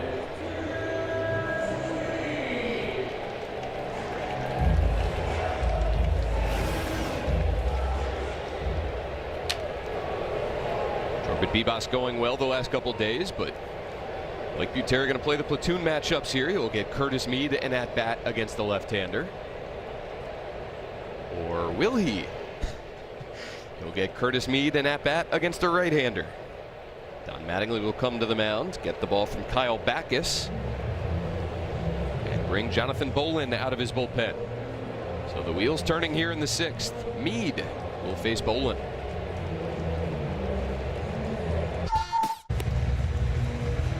Blake Butera went to his bench to pinch hit for Corbett Bibas.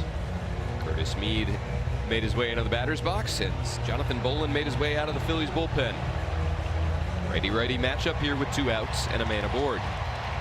Yeah, 25th game here for Jonathan Bolin, 2-0. 27% strikeout rate. Righties 169, 167 average. 289 the lefties. All the way on that third base side, loves to go to that pitch. Curtis Mead crushes one down the left field line. Into the corner and out of here. See you later, mate. Curtis Mead does it again, putting the Nationals on top here in the 6th. Well, first pitch slider. That's why they brought him in.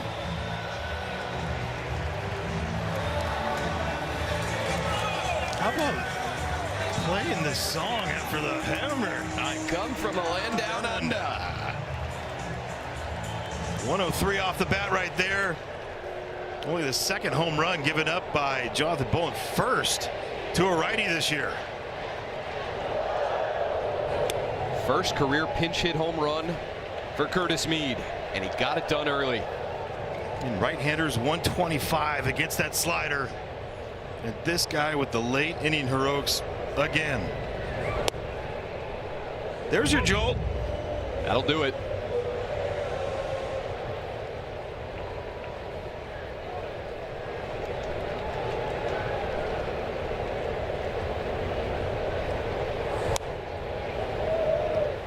At a 2-run homer here in the 7th inning on Monday to give the Nationals some insurance.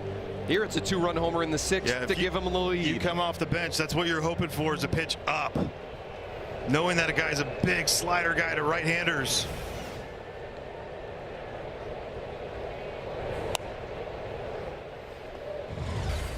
He's been throwing it a lot more of late. Look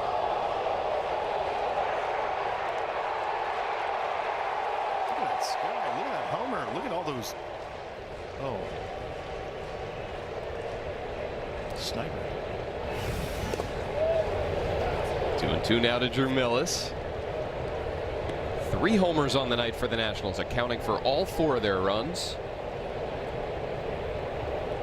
And now 108 homers on the season.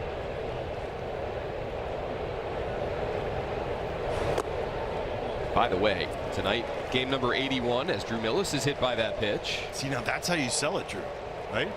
Just get rid of the gear and get out of there. Yeah. Game 81 of the season, Curtis Mead is on a 26 home run pace.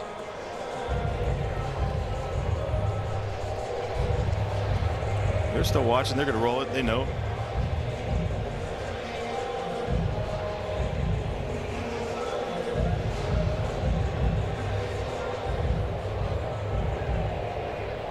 Millis aboard for the first time tonight.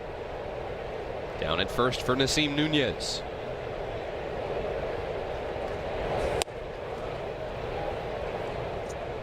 Are you not entertained?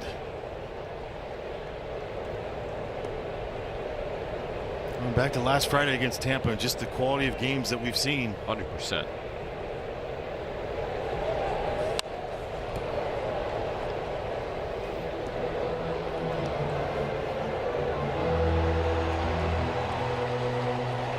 Straight games with a hit for Nunez.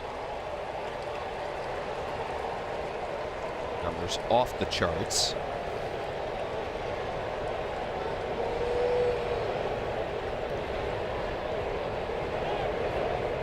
Oh, 2 now. And time granted. Phillies will send 8, 9, and 1 to the plate in the 7th, and PJ Poulin ready. And these are all these times too. You want to know, like, where's Schwarber? Is he available?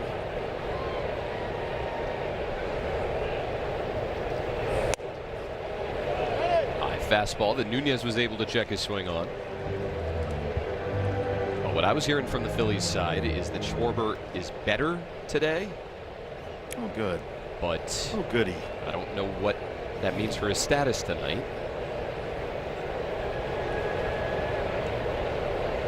1-2 from Bolin. First to check on Millis. Drew had that huge jump. That second pitch, he fouled off, but you got to be 100% sure right here. The other thing too is, I mean, it's Nassim, so if you get thrown out, he's leading off. Right? I mean, there's always that scenario going on in through people's heads here. Which typically getting thrown out with the number 9 guy in the batter's box, maybe not the best thing to end an inning, but the way Nassim's going lately wouldn't be the worst thing in the world. He's worked the count even. There goes Millis. Nunez checked his swing. He did not. Dan Iasonia again says the Nationals hitter went too far. Nunez back to the dugout, but the Nationals have a lead. Curtis Mead, elevated slider, nice and easy swing, and the boys are on top. Folks. You're looking at Mr. Clutch right there. Curtis Mead, his first career pinch hit homer, now has 13 home runs this season, and he's given the Nationals the lead. Miles Mikolas will start the 7th inning to face the right-handed hitting Edmundo Sosa, with the lefty Justin Crawford waiting on deck. Mead taking over at third base for Jorbit Bibas. And by the way, let's give some credit to Blake Butera. Had a feeling, perhaps, that the Phillies would counter with a right-hander out of their bullpen if he popped Curtis Mead for Jorbit Bibas. He went with Mead anyway. The Phillies did indeed go get a righty, and Mead didn't care.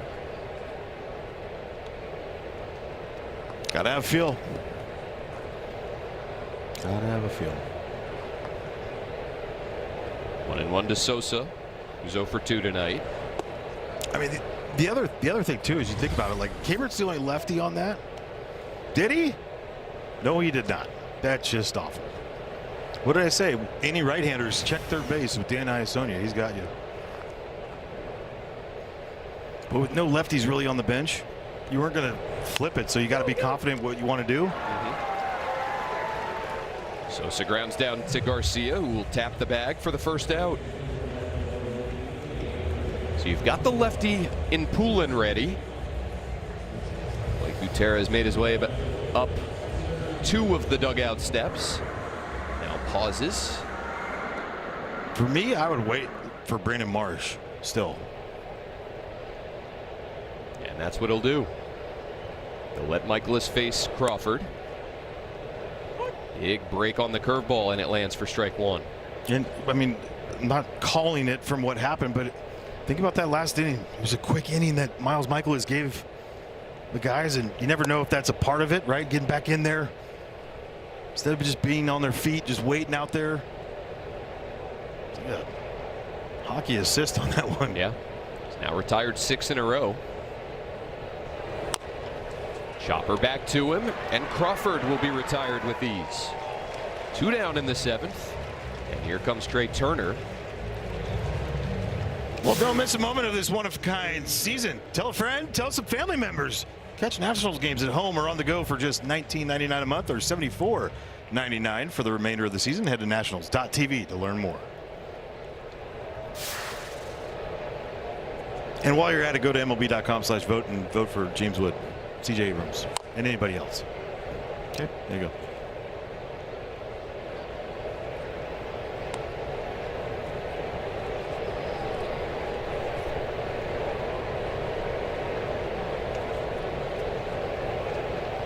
Trey Turner 1 for 3 with a single his last time.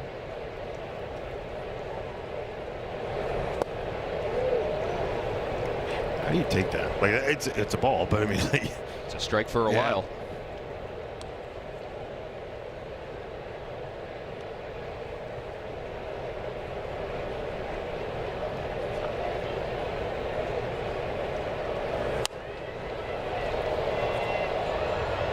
So much talk about how will the Nationals respond? How will they respond? Still a ways to go, obviously. This game is far from over, but good fight again.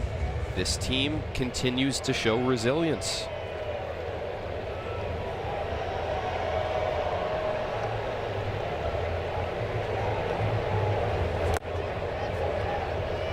Turner takes the curveball again, 2-2.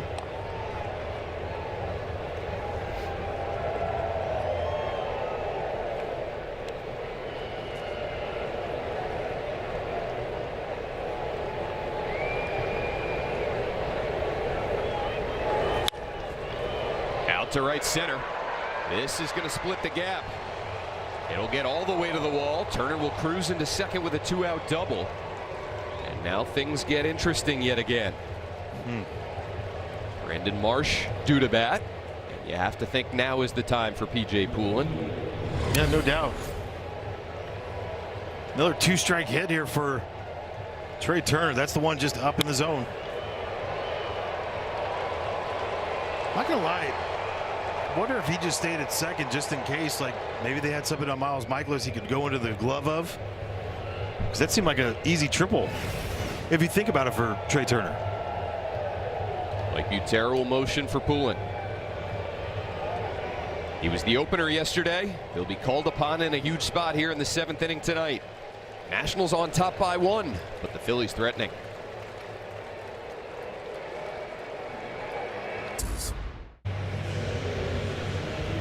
4-3 Nats, top 7. Trey Turner in scoring position after a 2-out double. And here's P.J. Poulin, who will appear in a game for the 2nd straight day. Went just 8 pitches yesterday in a 1-2-3 first. Retired Brandon Marsh on a ground ball to short. He'll face him again in a big spot here.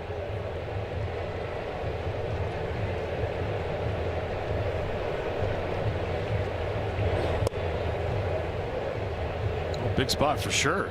31st game of the year, 7th back-to-back that he's had.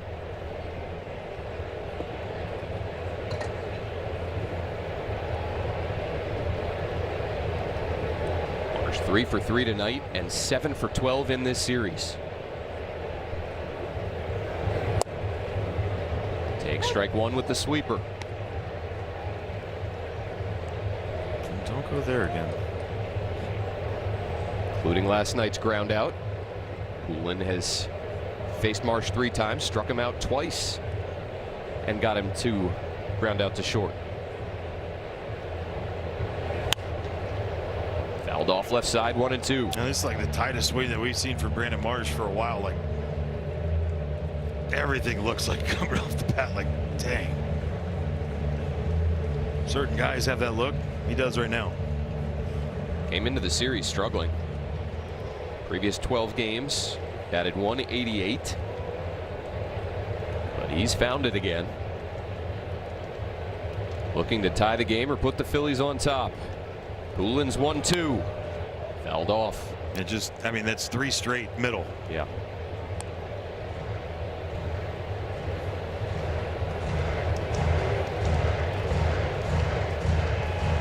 Going back to the late innings last night, Marsh has now picked up a hit in 5 consecutive at-bats.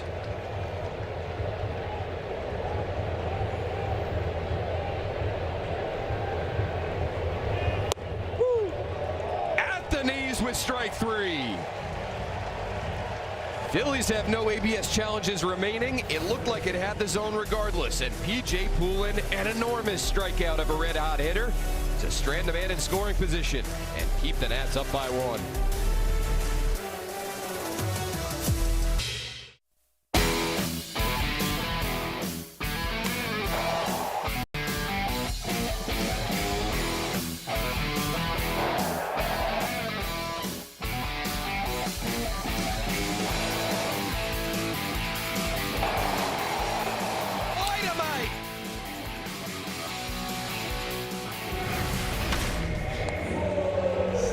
Dynamite indeed. 3 home runs for the Nationals tonight. Solo shots in the 1st and the 2nd, and then a go-ahead 2-run bomb for Curtis Mead. It's 4-3, bottom 7. James Wood to lead off for the Nationals against the hard-throwing southpaw out of the Phillies bullpen, Jose Alvarado. 34th time on the year, 28% strikeout rate. Interesting to see. I mean, I've seen a few more of these check swings by James, but it's also been some nasty lefties he's faced. Sinker cutter. The cutter almost looks like a slider the way it breaks.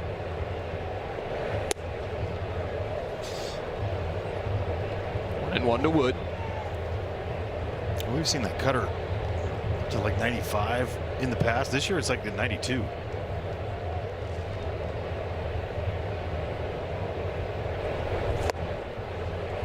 Good one there. with some downward movement. 1-2. Saw Blake with Jose Alvarado earlier today, talking to him. Probably former teammates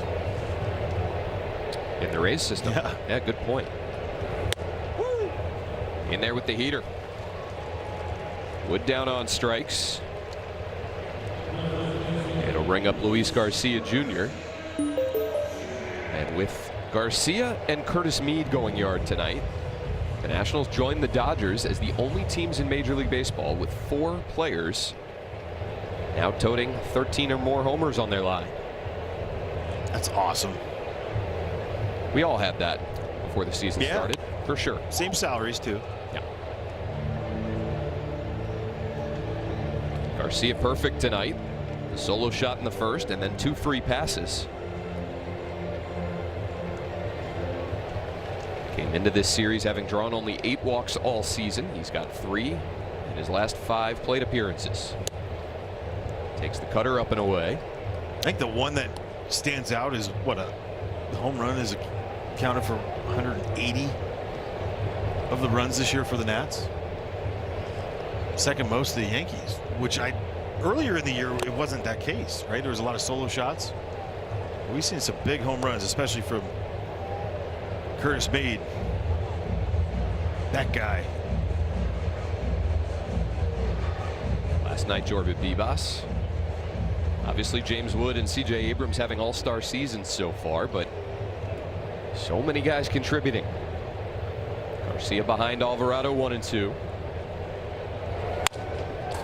Line drive. Alvarado picks it.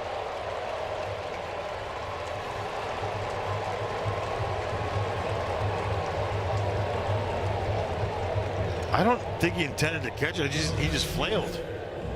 Watch as he goes after it. I think it's like so surprised, like,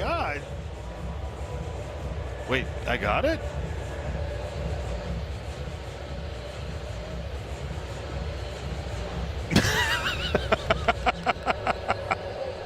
Love the reaction.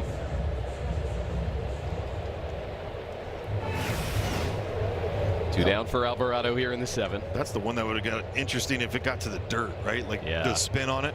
Looked like a knuckleball coming off the bat. Only 159 on the. Yeah, that was. Oh my goodness. He was probably reading the label on it as it was coming at him.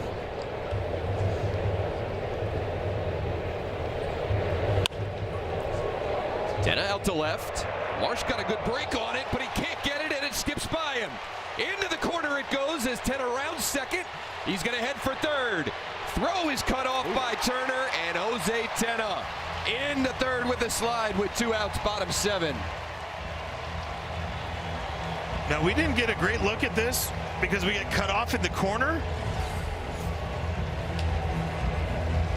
But as this goes out there, it didn't get all the way to the corner.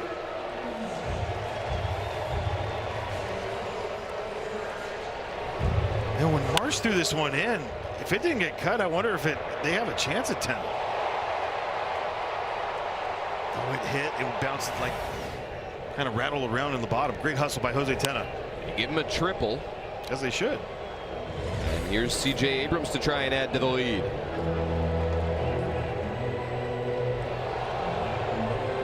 Second triple of the year for Jose Tenna. Oh, wild pitch. Obviously could happen with Jose Alvarado.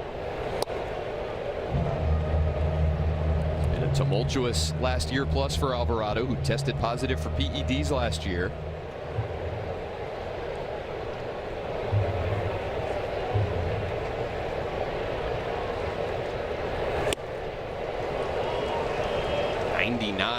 Up and in, and it's 1-2.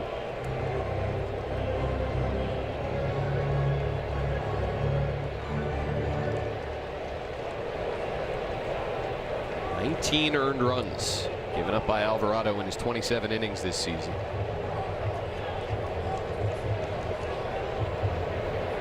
And a big insurance run down at third. Abrams bloops one towards the Phillies dugout. That'll be unreachable for Sosa.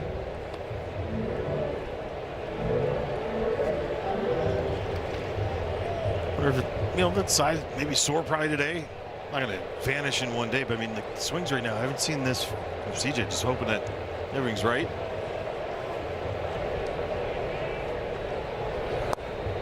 Well, that little bloop double to left field in the third inning was only his second extra base hit to the opposite field all season.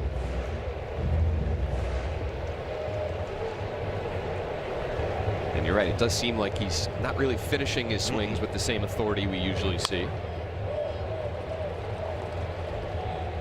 And if there's going to be one that you feel it on, it's that one, right? And so, not seeing the grimace or anything, that's good. That's a good sign. It's that one you're really stretching out to go get. Another 2-2 from Alvarado. Up and in, and CJ lays off at 100. 3-2. Dale and Lyle waiting on deck.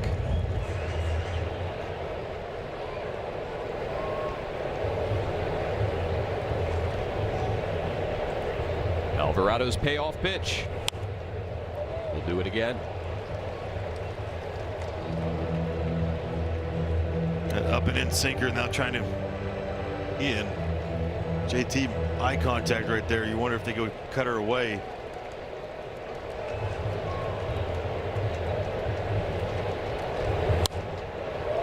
That they do. And Abrams spoils it. Sometimes look, we always would try to find out what like Greg Maddux was throwing just by looking at him, and you never tell what he was going to do. We all thought we knew, and then he told everybody in that interview. Yeah, it's great. We're like, we thought that, but never was. Another 3-2. Abrams foul right side this time. That's why it's always good to watch the pitcher just in general. Maybe he gives you a clue. Maybe he nods, thinking that he and the catcher are on the same page. Just get there.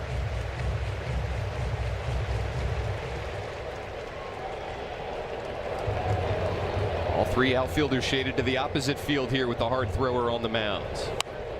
Abrams again fouls off an Alvarado heater.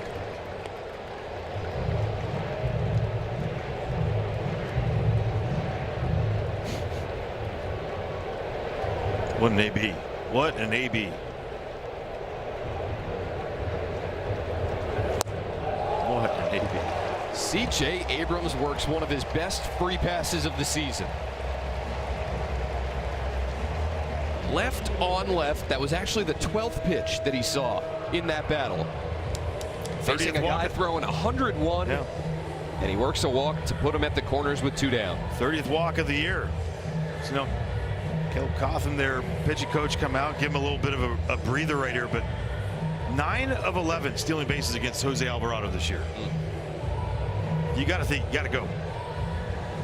And if you're Dalen, confidence in yourself, confidence in your ability to hit. Allow him to take off.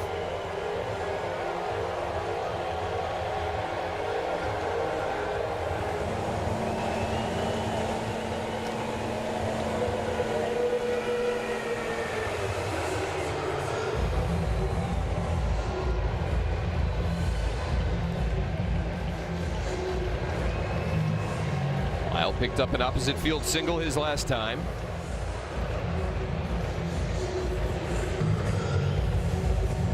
He's faced Alvarado twice in his career. Retired on a ground out and picked up a sacrifice. First offering from the lefty. He's hit foul left side.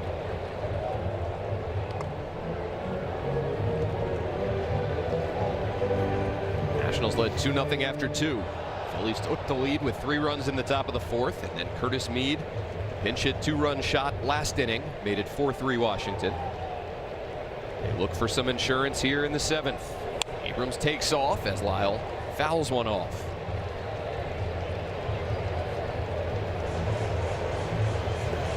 Yeah, you get that one strike on you, that opens up things, right?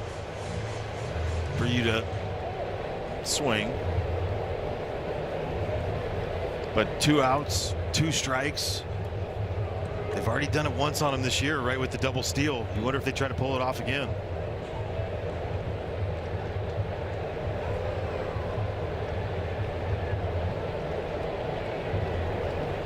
Abrams holds as Lyle takes ball 1.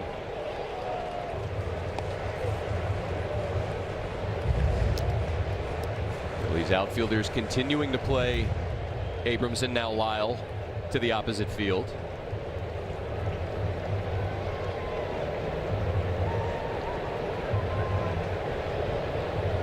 There he goes, and they've got him picked off. Down the line at third is Tenna. They throw in behind him, and he gets back. Abrams into second safely. Tenna drew the throw, but didn't go far enough off the bag that he couldn't retreat in time. And now 2 in scoring position with 2 down. Well, this just tells me nothing was on. Just do your job. Create something right here. Look, I'm going to get down there. My shoulders never turn. By just creating that, with Alec Boehm not playing a ton over there this year at first base, with Bryce being out tonight, DHing, that uneasiness, perfect job. So Abrams credited with a stolen base. He's at second with Tenna at third. And Lyle pops one up down the line. Sosa into foul ground, and he has it. The Nationals lead 2 in scoring position. It's a 4-3 game to the 8th inning. With Progressive Pet Insurance. Cheers to happy hour at Nationals Park. Get select 12 beers for $5 and select 12-ounce hard seltzers and teas for $6. Fans 21 and older. Every home game before first pitch.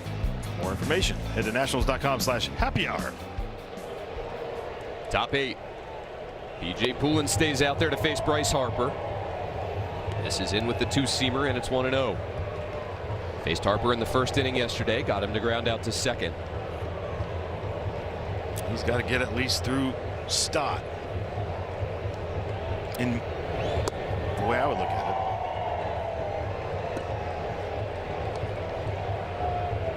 it. Because if you get past that spot, someone's on, Rebalta's up.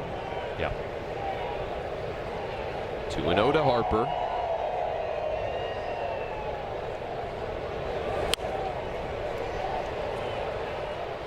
Left some pitches middle of the plate. Hasn't had anything squared up in fair territory against him, however. So you see Rebalta getting loose. Harper career against Poulin 0 for 5 with a strikeout.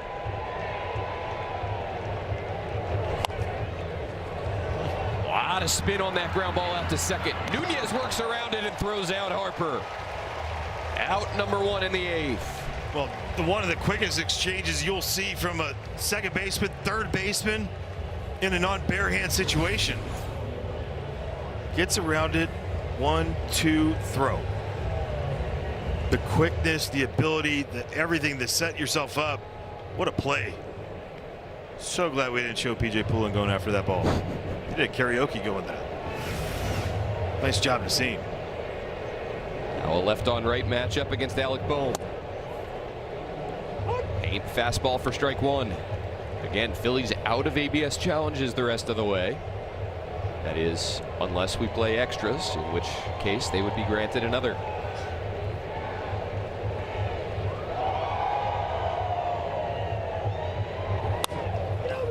Ground ball over to Garcia. Playing in the 4-hole. He'll snag it, take it to the bag himself, and there's 2 down.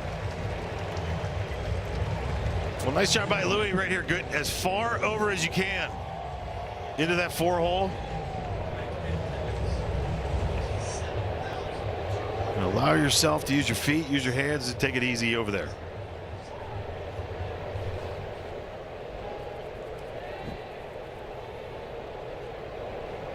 Poulin has retired all 3 he's faced so far. Now he'll get another lefty matchup with Bryson Stott.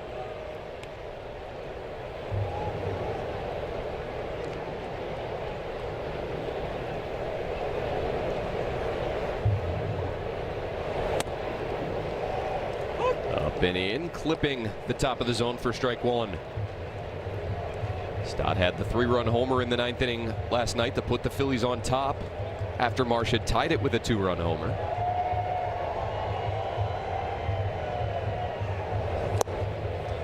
Good sweeper. Got his front side bailing out, 0-2.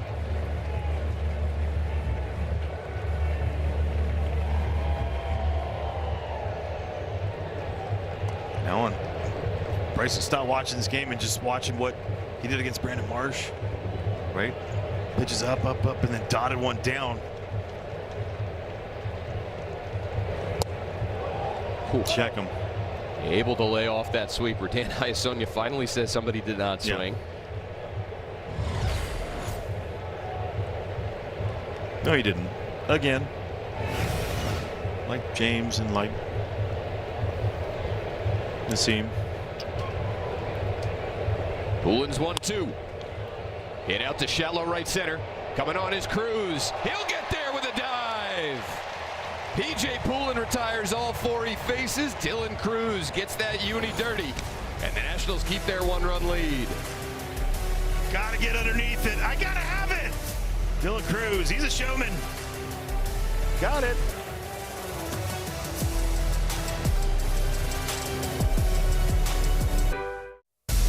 This copyrighted telecast is presented by authority of the Washington Nationals and may not be reproduced or retransmitted in any form. And the accounts and descriptions of this game may not be disseminated without the express written consent of the Washington Nationals.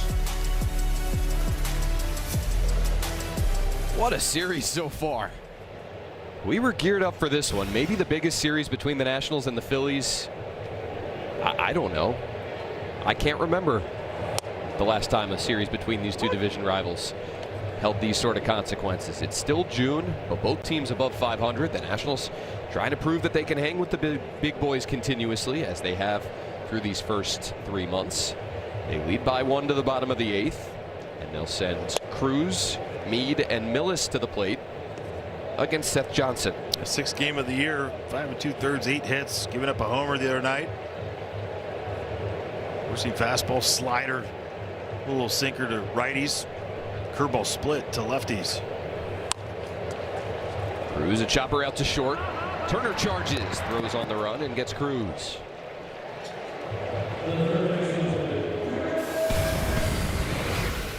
Well, pinch hitting in the 6th inning, Curtis Meade delivers. 7 spot tonight. 2 homers, 3 RBI between he and Jorby Bibas. First career pinch hit homer, and another huge moment for Curtis Meade in the last month and a half. Clutch Curtis. The homer off Johnson 2 nights ago came from Meade.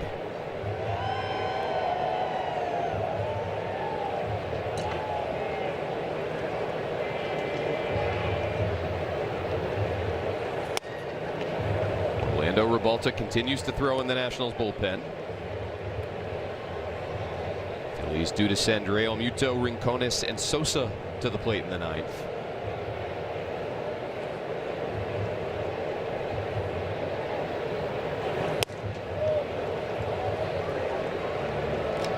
How about Curtis Meade against the team that signed him as an international free agent out of Australia, then traded him in a 1-for-1 deal, sending him to the Rays for Christopher Sanchez.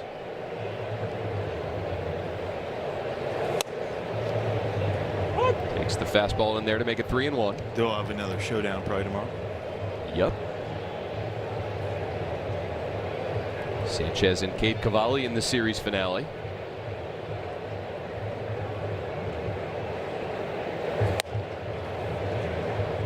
Three and 2. Just waiting it out. Just waiting it out. I mean, none of those that or any of them that you want to launch on, right? So just take. Seeing 5 straight fastballs from Johnson. The 3-2. Another heater grounded out to short. Turner will plant and throw out Meade. Well, Dan, there's no better days than summer days. It's here at the ballpark all summer long. Kids 12 and under can get a free hot dog, bag of chips, and a bottle of water at all home games. Now through Labor Day. Visit nationals.com/kids. Eat free.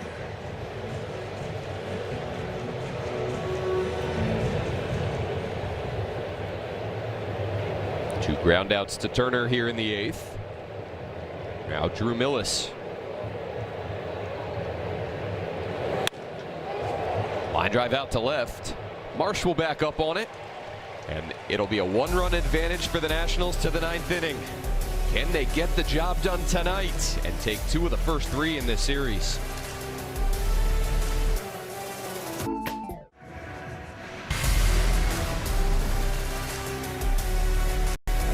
Tight ball game to the 9th inning yet again. Let's take a look ahead. Still one more game in this 4-game series tomorrow. It'll be night action yet again tomorrow evening. 6:45 start for the 4th straight night against the Phillies. And it's up the road to Baltimore. Night games Friday, Saturday. 1:35 on Sunday. And then another AL East foe. Baltimore will reunite with his former organization up in Boston. But first, some business to take care of here. 1-run lead to the 9th. It's Orlando Revolta to face Real Muto, Rincones, and Sosa. That 24th game here. 2-4 in his saves. 107 whip. Rare first pitch ball. At 66% first pitch strikes. He's always on the attack. Great slider. Will change up at the end. Free and easy. Slider in there to make it 1-1 to Real Muto. Revolta retired to all 3 Phillies that he faced on Monday night.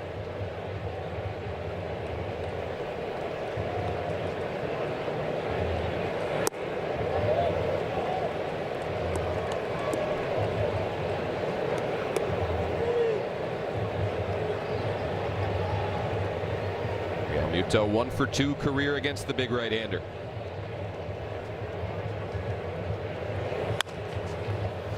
Bouncer out to Meade. Sets, fires, and throws out Real Muto for the first out. What started with Jorge Vivas over there at third base today, using his feet. Curtis Meade doing a great job getting around it. Nice and easy over there. Back up, get through it. Get it moving, and then perfect strike. Nicely done.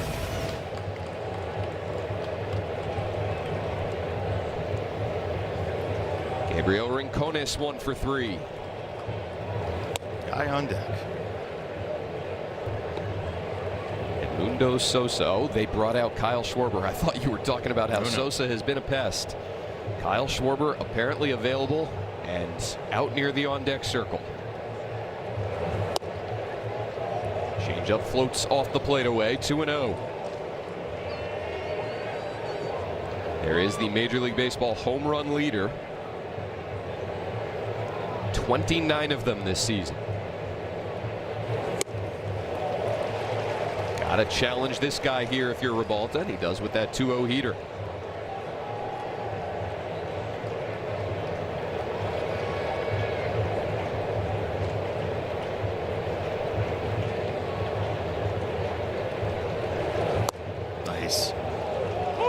Bottom of the zone with the slider, held nicely by Millis. 2-2.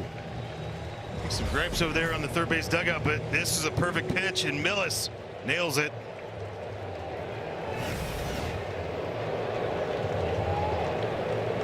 Two balls, 2 strikes. Rincones rolls 1 foul. A perfect changeup too.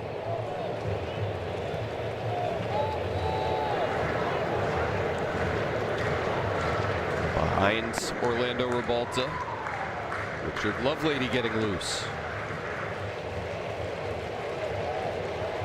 Revolta will have to face at least 3 hitters. Another 2-2 to Rincones. Slapped foul towards the Phillies dugout.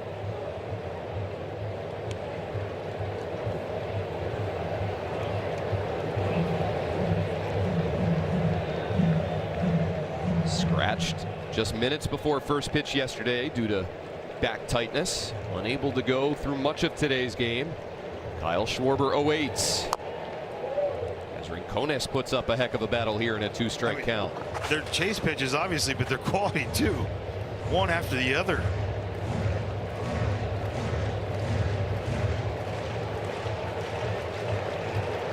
Eighth pitch of the AB coming.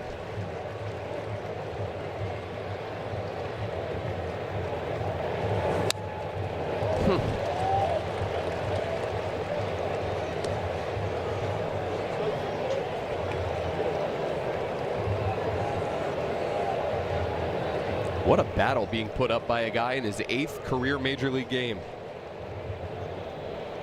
Another 2-2. Nice. In there with the slider. Rincones wanted to challenge. The Phillies have none remaining. 2 down in the 9th. And unlike the other night, these are actually strikes. That's we're out of them.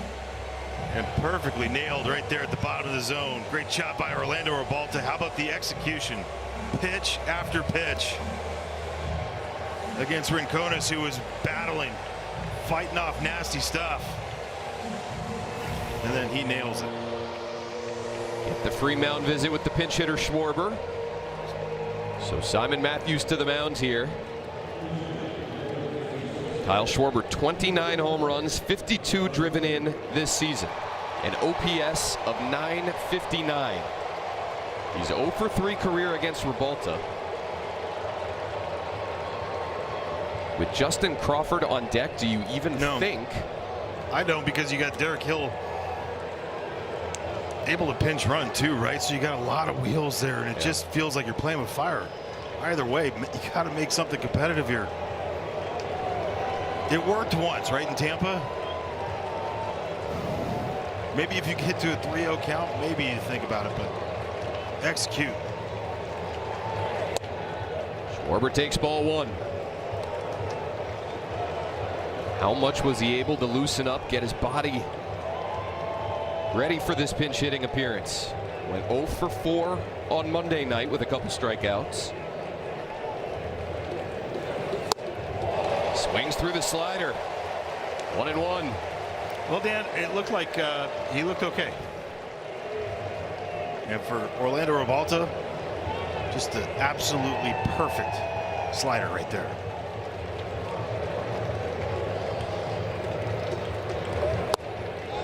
Went right back to it.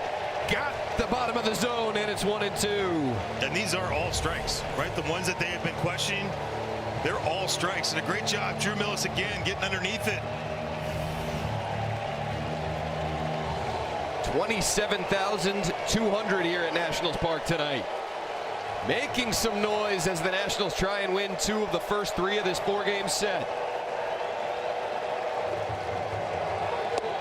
Bounces well in front of the plate with the slider.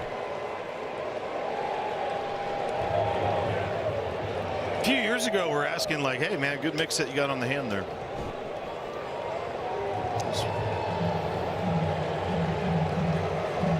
Orlando Rebalta making a bid for his 3rd career Major League save.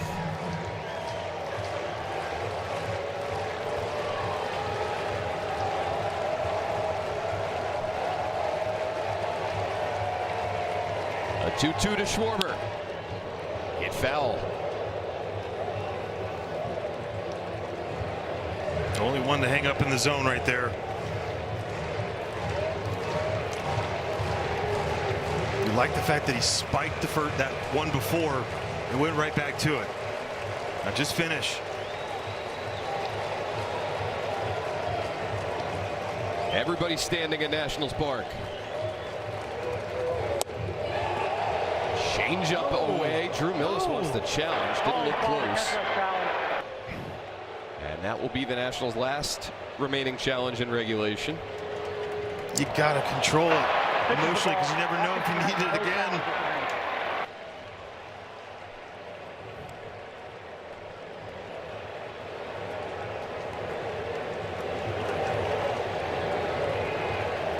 This is what playing in front of big crowds will do.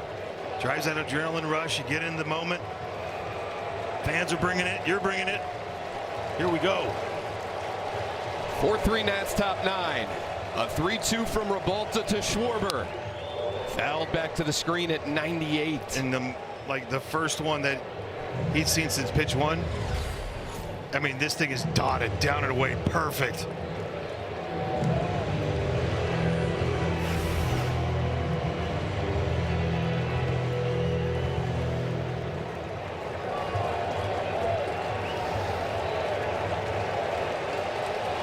Do it again.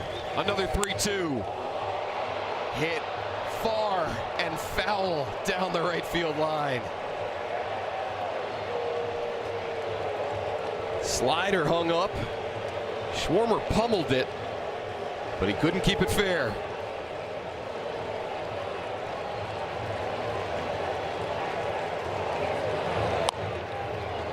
Off the very end of his bat, foul. Well, look what 98 did to him, right? 98 down and away, fouled it off, and he had to think about it. Gets out in front of it. Executed great again. And some of the length of these at-bats that we've seen from C.J. Abrams to Rincones, now to Schwarber late in the game. So it'll be the 19th pitch thrown by Revolta to the last two Phillies hitters. And it's away to Schwarber, who takes it for ball 4. They're going to run for him down at first, almost certainly. It'll be Garrett Stubbs to pinch run. Now, I would use a mound visit right here. I know it's your last one, but they're not. They're going to go to Richard Lovelady. Left-hander due up in Justin Crawford. Revolta couldn't quite get the final out. Battled Schwarber for 10 pitches. Schwarber works a walk. Tying run aboard now for the Phillies, and back into the bullpen we go. Richard Lovelady to try and lock it down against Justin Crawford.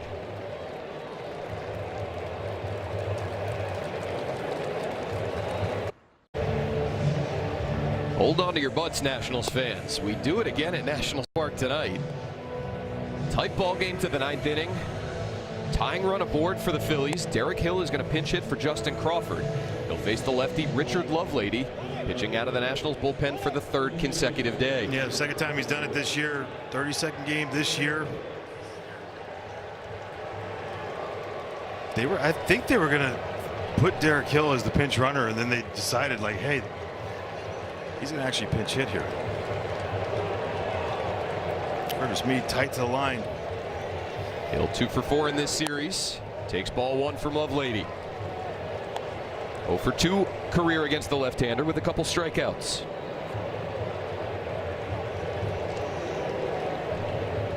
Lovelady looking to bounce back after a rough one last night. Faced 4 batters, retired just 1 of them. Surrendered 3 runs.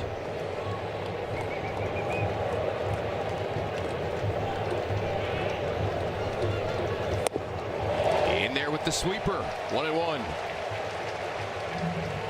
Nationals outfield in a no doubles defense. I feel like that's normal right there. Yeah, Cruz pretty deep in center as always, but Lyle quite deep in left to the pull side.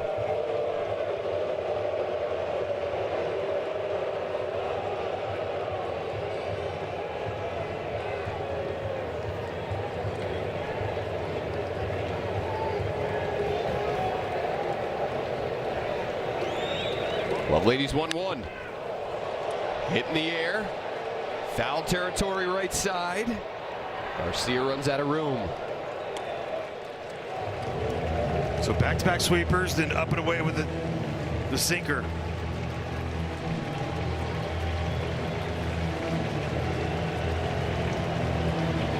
You have him in a position where you want him. If you can go for the kill pitch, back foot him. 1-2. Out to right field. Down the line. Into the corner and foul.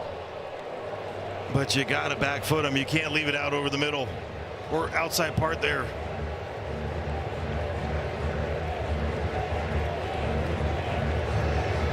Dan, this is fun. Have a great time.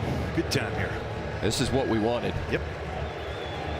Meaningful baseball halfway through the season. 2 division rivals going head to head. Another 1-2 from Lovelady to Hill. Out to right center and hit well. Wood back near the wall. It's out of here, and Derek Hill leaves the yard to give the Phillies a 5-4 lead. For the 2nd straight night, the Nationals were a strike away, and they trail in the 9th yet again.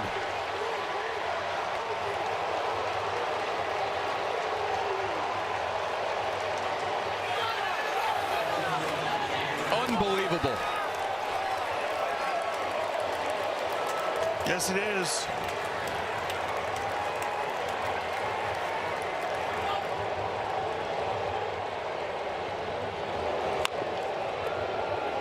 Tapped back to Lovelady off the bat of Turner. 5-4 Philadelphia. The Nats were a strike away against Schwarber, who battled for 10 pitches. They were a strike away against Hill. Phillies lead.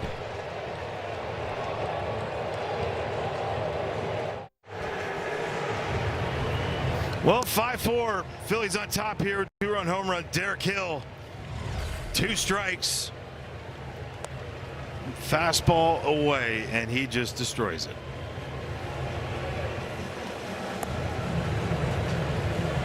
Ah, no. That was not good. I wish James was taller. He's already tall, but wish he was taller. Derek Hill acquired in the trade by the Phillies 2 weeks ago. Re-stint with the Nationals back in 2023. And what a swing for him. Puts the Phillies on top 5-4. In the 8th and 9th inning, the last 2 nights, the Nationals have had a lead snatched away from them 3 times. And now they have to battle back yet again. They face the flame-throwing Joan Duran here, bottom 9, with Nunez, Wood, and Garcia due to bat. Yeah, 28th game, 18 of 19 with the saves, 175. There's a lot of nastiness, but you can do it. It's blown 1. 100. Splitter at 100. Yeah. 28% of the time, 4-seamer, sinker, sweeper. He's got a ton of pitches. Goes hard. We see it. 100 with average with the 4-seam fastball. Split 97 normally. Just find a way to get aboard if you're Nasim Nunez. He's faced Duran once before and picked up a single. Major league leader in stolen bases, hoping he can put his speed to work.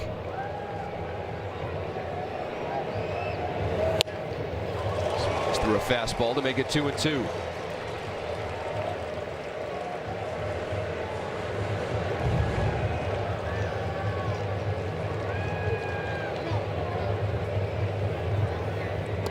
But you look at, I mean, a big thing with him, obviously strikeouts, but the swing and miss, right? Late in the game, getting to a guy that has swing and miss is ultimate.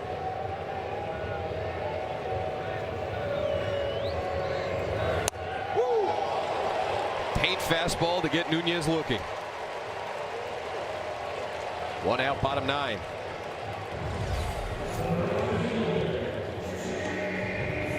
Ball's moving so much too. I mean, you have to make a decision. It's tough to do. These aren't easy ABs, but again, there's a chance. There's always a chance. James Wood 0 for 4 against Duran with 3 Ks.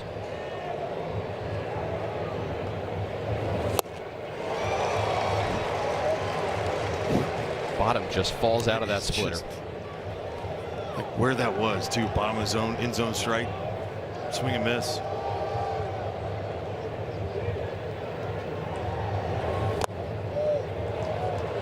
Ball and a strike.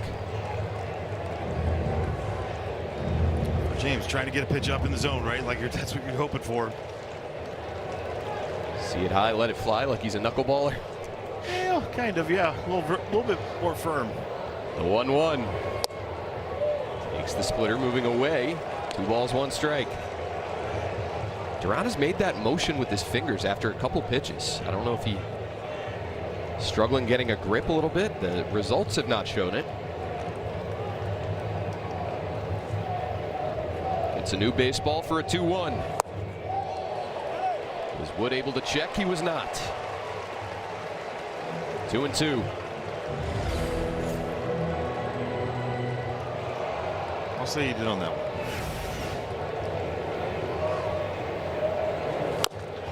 Oh. And again, look where all these pitches are too. Just being able to go down, down, down. Got to make a mistake up. Got to think that. Got to believe.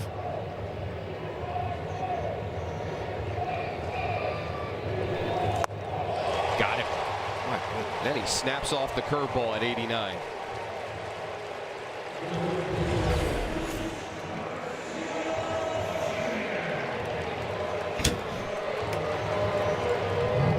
Especially with everything being located down in the zone, most strike, right? Like you're going to commit. 2 down in the 9th. Here's Luis Garcia Jr. You mentioned the swing and miss that Duran brings to the table. If we're being honest, it's something that the Nationals lack late in ball games, and that has shown itself the last 2 nights. Garcia lashes it foul and behind 0-2. Lone saves in the 8th and 9th inning last night, in the 9th inning tonight, and they're down to their last strike against Joan Duran. Garcia spoils that curveball.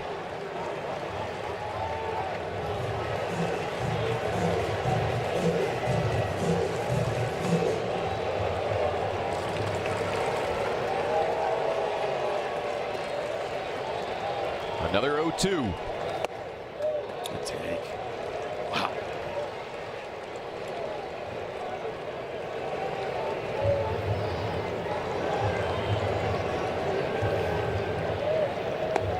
It's also a way for him to get the pitch clock to reset too. Throw one out. Yeah.